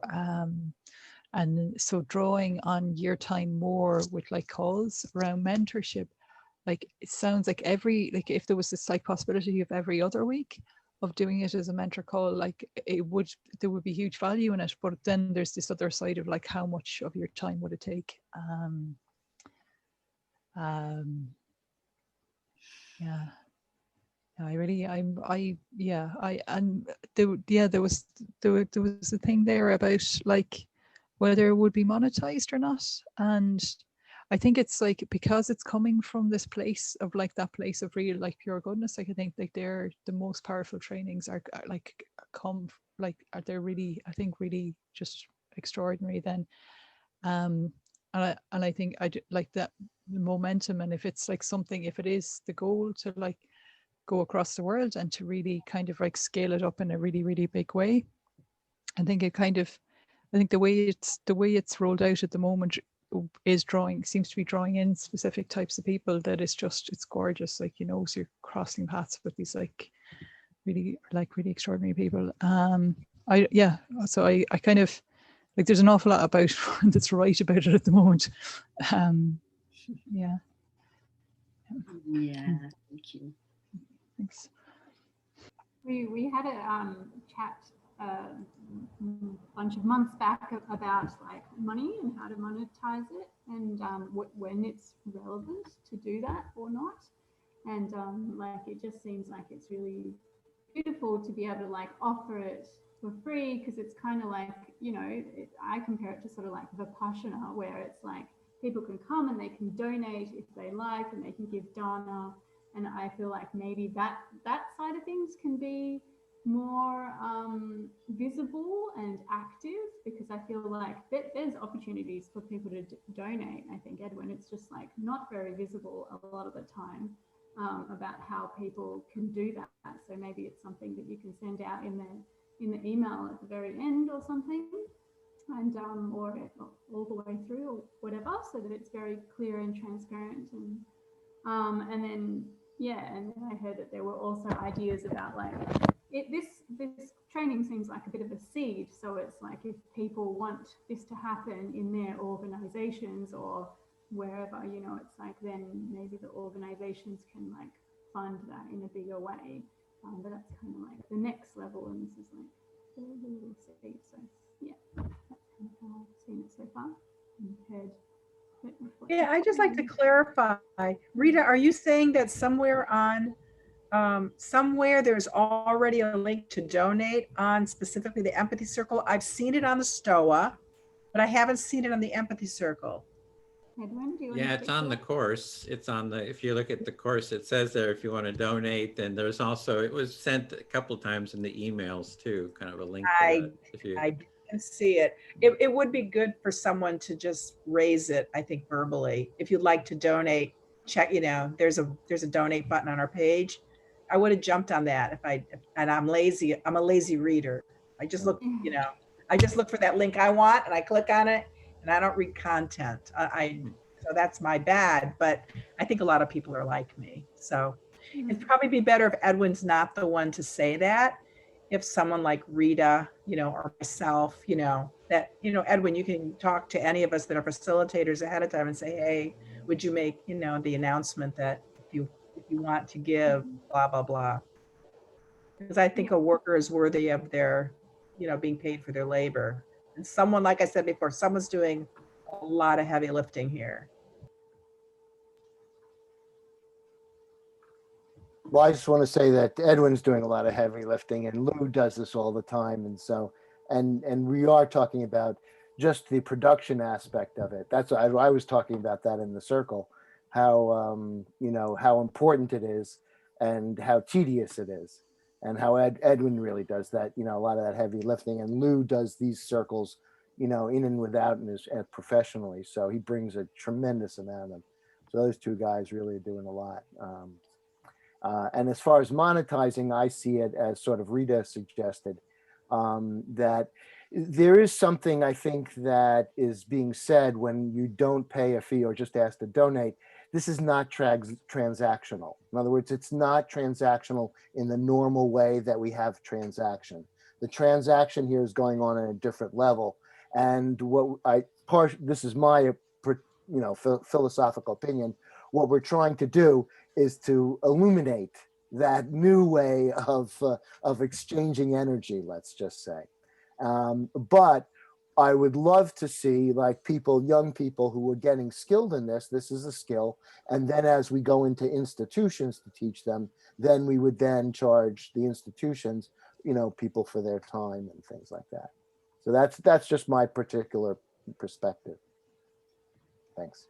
maybe I'll add, just for the dynamics that I see is we're doing these trainings, and you know, we have the participants that you are doing it once, you know, this is like the second time Rita's doing, you know, maybe even do it a third, and you start learning how to do the training, and that you go off with fellow trainers and actually start training, and then you start training trainers, so that the foundation is very, you know, that it's very accessible.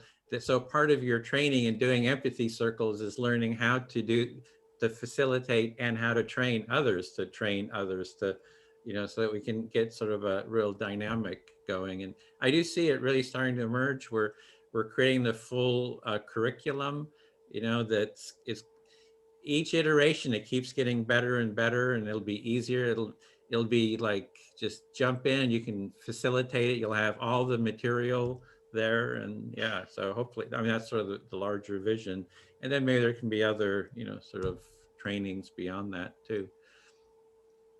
So we were talking about time and the amount of time in the training to cover and to get people to have as much experience as they need in training. And then we went into money, and I'm not sure how they relate to each other. Does that mean that, I don't know, I'm confused, I guess. I don't see how they intersect. Yeah, well, so partly the relationship is the people who are offering the course, the more time that they need to is involved in doing that, then the more people need, you know, the more, if you're trying to scale it, the more people need to be involved. And it is my experience with just about everything I've been involved with that that starts off without, you know, that starts off free and people just they want it to spread. Things cannot really scale without some kind of resources to support it. And if there aren't resources to support it, it will scale to a certain size and then it will kind of die because scaling requires some kind of stewardship. And as something grows, you can't have stewardship without some kind of support for that. So, I mean, I'm not trying to make an argument for this has to become commercial. It doesn't, but but I think that's why the question about money started to come up. And I think, and it is something that has to be, you know, we have to think about. Those of us who are doing this and are trying to figure out how to scale it, including Edwin, you know, who would like to see everyone in the world learn to do this. The question of how to make that scale happen is an interesting one. And it's not exactly the content of the training. So it's adjacent to what we're talking about here, but it's not the exact same thing. Okay. Getting an assistant for Edwin to take care of some of the business might be nice. Mm-hmm. Yeah, so I just wanted to move back to some of the questions that came up in our group, just so that it can be shared with the group, I suppose. I'll just mention them briefly, and then if you all have any other things that you want to share, that would be great. Yeah, so can I just add one tiny topic really quickly, just to close on that last one? Sorry, if you don't, yeah. Like it was just offering that, like, particularly because of like specifically with this like pandemic and lockdown, like some of the participants are going to have more time in their hands. So if there was a stream like there is for content on volunteering, like around fundraising, I think you'd get people that would step into that. So creating an alternative like way of funding it, like of like just projects that might, maybe, I don't know, like sponsored empathy marathons, or there could be all sorts of like, you know, ideas that people come up with that to generate a lot of like revenue, to make sure that just like moves away as a problem. It's to say really there's people, like including myself, that be willing to like give that as much time as it can to help that work. I've made a note of that. You're on the list. We have it on video. You have committed. We won't let you get away. Yeah. And also, I think you have me locked in now. Another way is like, yeah, if anyone has that energy, it's like you just come to the facilitator like support sessions, and that's another forum to connect in with what's happening and find out where you can contribute and stuff like that. So it really seems to work like in an organic way. It's like initiated by the people who are interested in doing participating. Yeah. Cool. Sorry for interrupting you, Zana. No, it's fine. That's good interruption. Yeah, I mean, they were really small things that came up, but it's I guess part of the process of becoming a facilitator and tweaking things. So Can I just mention, we didn't want to get too much into the nitty gritty of the design, but just to hear what people felt were the benefits and challenges. We did want to just go through and just hear from everyone that's really helpful to get sort of those insights that we can use for sort of video clips. I'm just concerned about the time. No worries, Edwin. Yeah, that's cool. Well, yeah, maybe we can move on then to, yeah, just wrapping it up with the feedback / testimonial opportunity. So I'll just grab the little prompt, sorry. Okay. Was there a point you wanted to make, Rita, before you moved to No, the next it's thing? okay. I think that would have gone into a little bit more of the nitty gritty, which I can just send to Edwin. Okay. All right. Feedback, so it's fine. Thank you. Yeah, so what would be really helpful as part of this section of feedback / testimonial, because the intention is for Edwin to like collect this as testimonials for other people to, you know, get a bit of an insight into what this course was about and how it landed for you.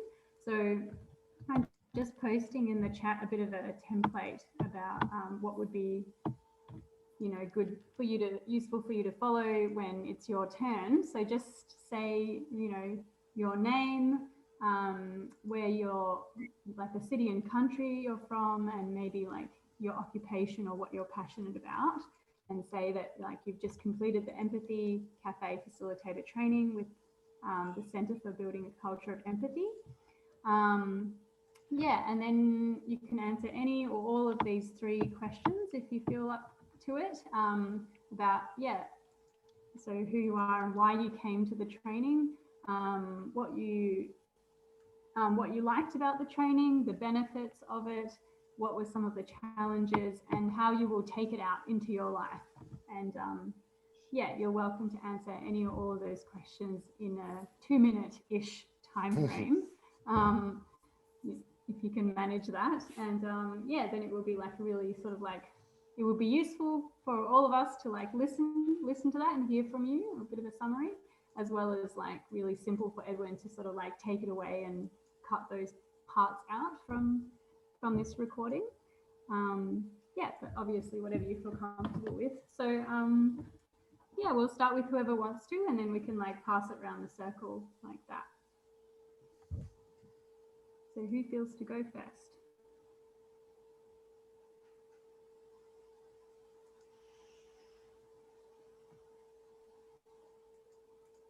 And you can just take a big breath, because it's just like we've been sharing this whole time. I know there's a little bit of like, oh my God.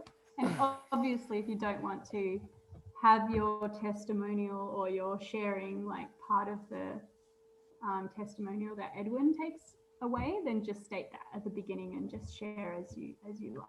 So Would you be willing to model it, Rita? Like, okay, sure. yeah. Great. Cool. So my name's Rita. I live in Melbourne, Australia. My background is in transpersonal counselling, as well as environmental engineering and eco-resilience facilitation. I just completed the Empathy Facilitator Training with the Center for Building a Culture of Empathy. I was one of the assistant trainers this time, training the facilitators. What I really loved as part of this training is, yeah, just how it, over the 4 weeks, it really landed for me about how we build community. The skill is like so subtle and simple, you know. Sometimes we talk about it being kind of vanilla, really, because it's like a really accessible skill that anyone can use, and but it's so impactful, and it's only, you can only get it if you like participate in it and try it out. And it really builds like a loving, empathic culture with like anyone of any skill level.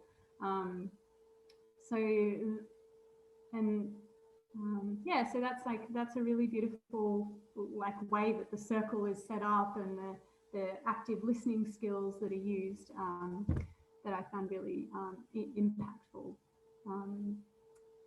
Yeah, and you know, sometimes it's challenging to share something that I feel vulnerable about, but this has also helped me like build skills in, just being more comfortable with the uncomfortable within myself and within like other people as well. And how I'd like to take this out, I guess I'm really passionate about continuing these trainings in the field with change makers, future makers, people that are in the climate emergency field, whether they're activists or professionals. I know a lot of people who are experiencing, climate anxiety, eco-anxiety and things like that, and wanting to make the world a better place whilst being able to listen to each other. It's a really core skill. So that's how I'll take it away. Thank you. And I'm going to pass it over to AC. Great. Hello, sound check. Screen's not lighting up, but thing check. We can hear you. It's good. All right. Great. Cool. Sweet. Okay. Testimonial. Hello. My name is AC. I'm calling in from Midwestern Canada, region of the 7th Treaty. I just completed the facilitator training with the Building a Culture or the Center for Building a Culture of Empathy group.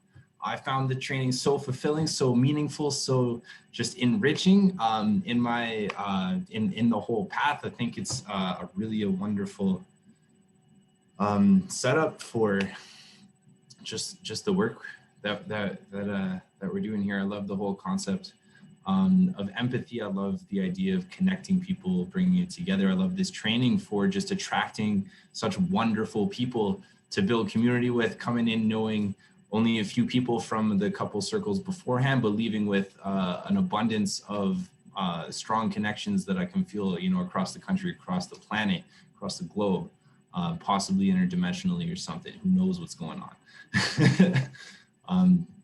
This training is amazing for digging deep into the philosophy behind empathy, looking at the interpersonal ways that we talk to each other, playing the experiment of how we can have new forms of conversation and explore different trains of thought with each other, and just step up as like a, really listening and like hearing each other out is amazing. The only thing I wish there was more of in the training was time. The facilitators are amazing. I got some great feedback. I got some great tips, what to do, what to focus on, where to grow. I just, wish I could do it more. So I'm looking forward to taking these skills, these practices, and these wisdoms, these teachings out into the world, and all that stuff. Hope to talk to you soon. Thank you very much. Peace and love. Bless.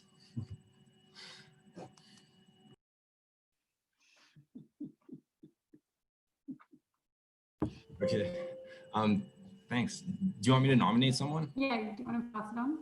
Okay. Yes. Tatiana, are you ready? As ready as I'll ever be. Thanks for the pass, AC. My energy feels kind of weird tonight, so if you find something useful in here, Edwin, you're more than welcome to use it, but I might have to like re-record a better one for you at some point. So, testimonial.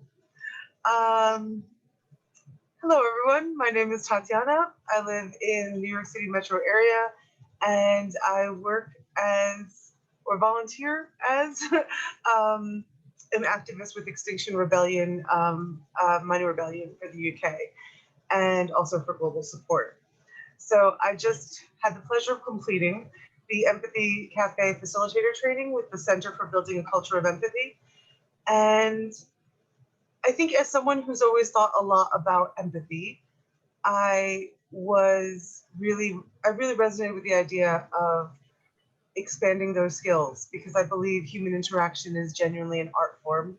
And I think I've done as much as I can sort of on my own and with other learning that I've had, but this really feels like a honing of those capabilities. So some things that I liked about the training were, of course, like the amazing relationships that you build, the sort of really deep wellspring of wisdom that there is to draw from to help and guide you in your journey. And I just love learning. So it's fascinating. Like I've always found other people fascinating, but also just the sort of communal knowledge. It's a beautiful thing to steep oneself in. The benefits, I think, are, both personal sort of and social. So I originally took this course because I wanted to run empathy circles for my activist group, because we all work too hard and don't take enough time for ourselves. But I think it's really important, like the skills of nonviolent communication or empathic listening, are things that would be of great benefit to society overall if we were more practiced in them. So I hope to continue doing that work by modeling it as effectively as possible, and just contributing empathy to the world wherever I can, because I think it's a really fundamentally healing thing. Some of the challenges that I experienced with it were, I think, just, it's hard to really say. I suppose it was challenging that, yeah, it's ending. And I guess I'll have to just come back for more, because it's so delightful and something that I genuinely love so much. And I look forward to holding many more facilitating many more empathy circles going forward, and taking part in them and learning as much as I can, because there is a magic that occurs within every single empathy circle, and I cannot resist its call and temptation to steep myself in. And let's see, who would like to do the next testimonial? Timothy, I'm choosing you. Thank you, Tatiana. Hi, everybody. I'm Timothy Reagan. And yes, I just completed a 4-week Empathy Circle Facilitator Training with the Center for Building a Culture of Empathy. And well, how did I come to this training? I'm a certified trainer in nonviolent communication. And I've also studied lots of different forms of human connection. But over those many years, it's loosened my mind and my heart from the forces of the systems of a culture of domination and separation and scarcity. And as I've loosened the hold of these forces on my thinking and my heart, I see the value of basically what empathy is. And so I'm inspired by that moment when you or I feel and know that we've been heard. The feeling of warmth, the release of tension, the relaxation that comes from knowing that I'm not alone. And the empathy circle is the simplest, most kind of universally welcoming little process that I know that a circle of 4 to 8 people can do, to have that experience of being heard, of the experience of mattering. Let's just say that. The experience of being known and being heard, and through that process, knowing ourselves and being clear what we need to do next. When somebody listens to you and you get clear for yourself. So these benefits happen in empathy circles. And I'm here because one time I knew that Edwin Rutsch, the founder of the Center for Building a Culture of Empathy, was going out into the field in the middle of a big clash in Berkeley between the far right and the far left, between the Proud Boys and Antifa, basically. And I knew that he was going to be out there. And I went out and I saw the police lines, and he had already set up his tent early, right in the middle of where this confrontation was going to be. And I knew Edwin was going to be out there in his white t-shirt saying, hey, we listen, to try to offer something different. And that, in the same time, it broke my heart, it inspired me, because I didn't want him to be out there alone. So I went out there to be with him in the middle of that wild day. And oh, it was wild and amazing. And so Edwin, you're not alone. I'm here with you. And it really touched me what you do in terms of your leadership and your powerful commitment to building this culture. So I'm here partly because of that, because of my inspiration from Edwin. And hey, what do I like about this training? We get to do it. We get to face challenges when we're doing it in practice. And we also get to be held by some talented, warm facilitators. And also we make friends, and we kind of fall in love with ourselves and each other a little more. You know what I'm saying? Like this human connection gets built. And also what I like about this training is it's always evolving. So if you participate, you can contribute to making it even better. So it's a great gesture of generosity and love that this training exists. And so I invite anyone and everyone to check it out. That's it for me. I would like to pass it off to Celine Aiken. Celine, what do you? And actually, before Celine starts, I just want to say goodbye. I have another thing at 5:30 and I need to prepare for that. So thank you so much, everyone, for all you're doing. And I hope I see you on Fridays at the facilitator call, because I come to that. I want to support people's continued growth. So I hope to see you there. Thanks, everyone. Thanks for all the amazing training, Lou. Thank you. Thank you. Yeah. Okay, well, I'm Celine Aitken. I live in Southern Oregon, and I have a lifelong history of being an educator and a peace activist. I've been a mediator for many, many years, and nonviolent communication trainer. And I'm thrilled with this training to do empathy circles. I think it's really an accessible skill, and I felt a lot of confidence and support from the team doing the training. And I live in the United States, a country that is experiencing very serious, deep, painful divisions. And I think that this is a skill that could help us come closer together. And I've been saying, after January 20th, I am willing to put myself out there and listen to people who are really hurting right now. And I feel this way, but I feel confident that it is possible to do that because of the training that I've just experienced. I need more training. I feel I can get enough support here. And I also feel ready to do my bit to try to help us heal a little bit. So thank you very much. It's been a beautiful experience for me, and I'm grateful. Thank you. Thanks, Celine. And I will pass it on to Michelle. Did you go already or not? No, go ahead. Thanks, Celine. My name is Michelle Clark, and I live in Galway, Ireland, and he's been deeply affected by suicide. And so for me, I'm deeply passionate about sharing like anything that helps people to connect more deeply, both with themselves and with others, to reach out for empathy, to reach for support, and to share like what's alive for them. And I just completed the Empathy Facilitator Training with the Centre for Building a Culture of Empathy, and it's one of the most powerful like trainings I've completed, and it feels like really powerful and important work, and I really hope it grows. I think our community and our culture and our world needs it, really needs it at the moment. I'm really, really, really grateful for everyone involved.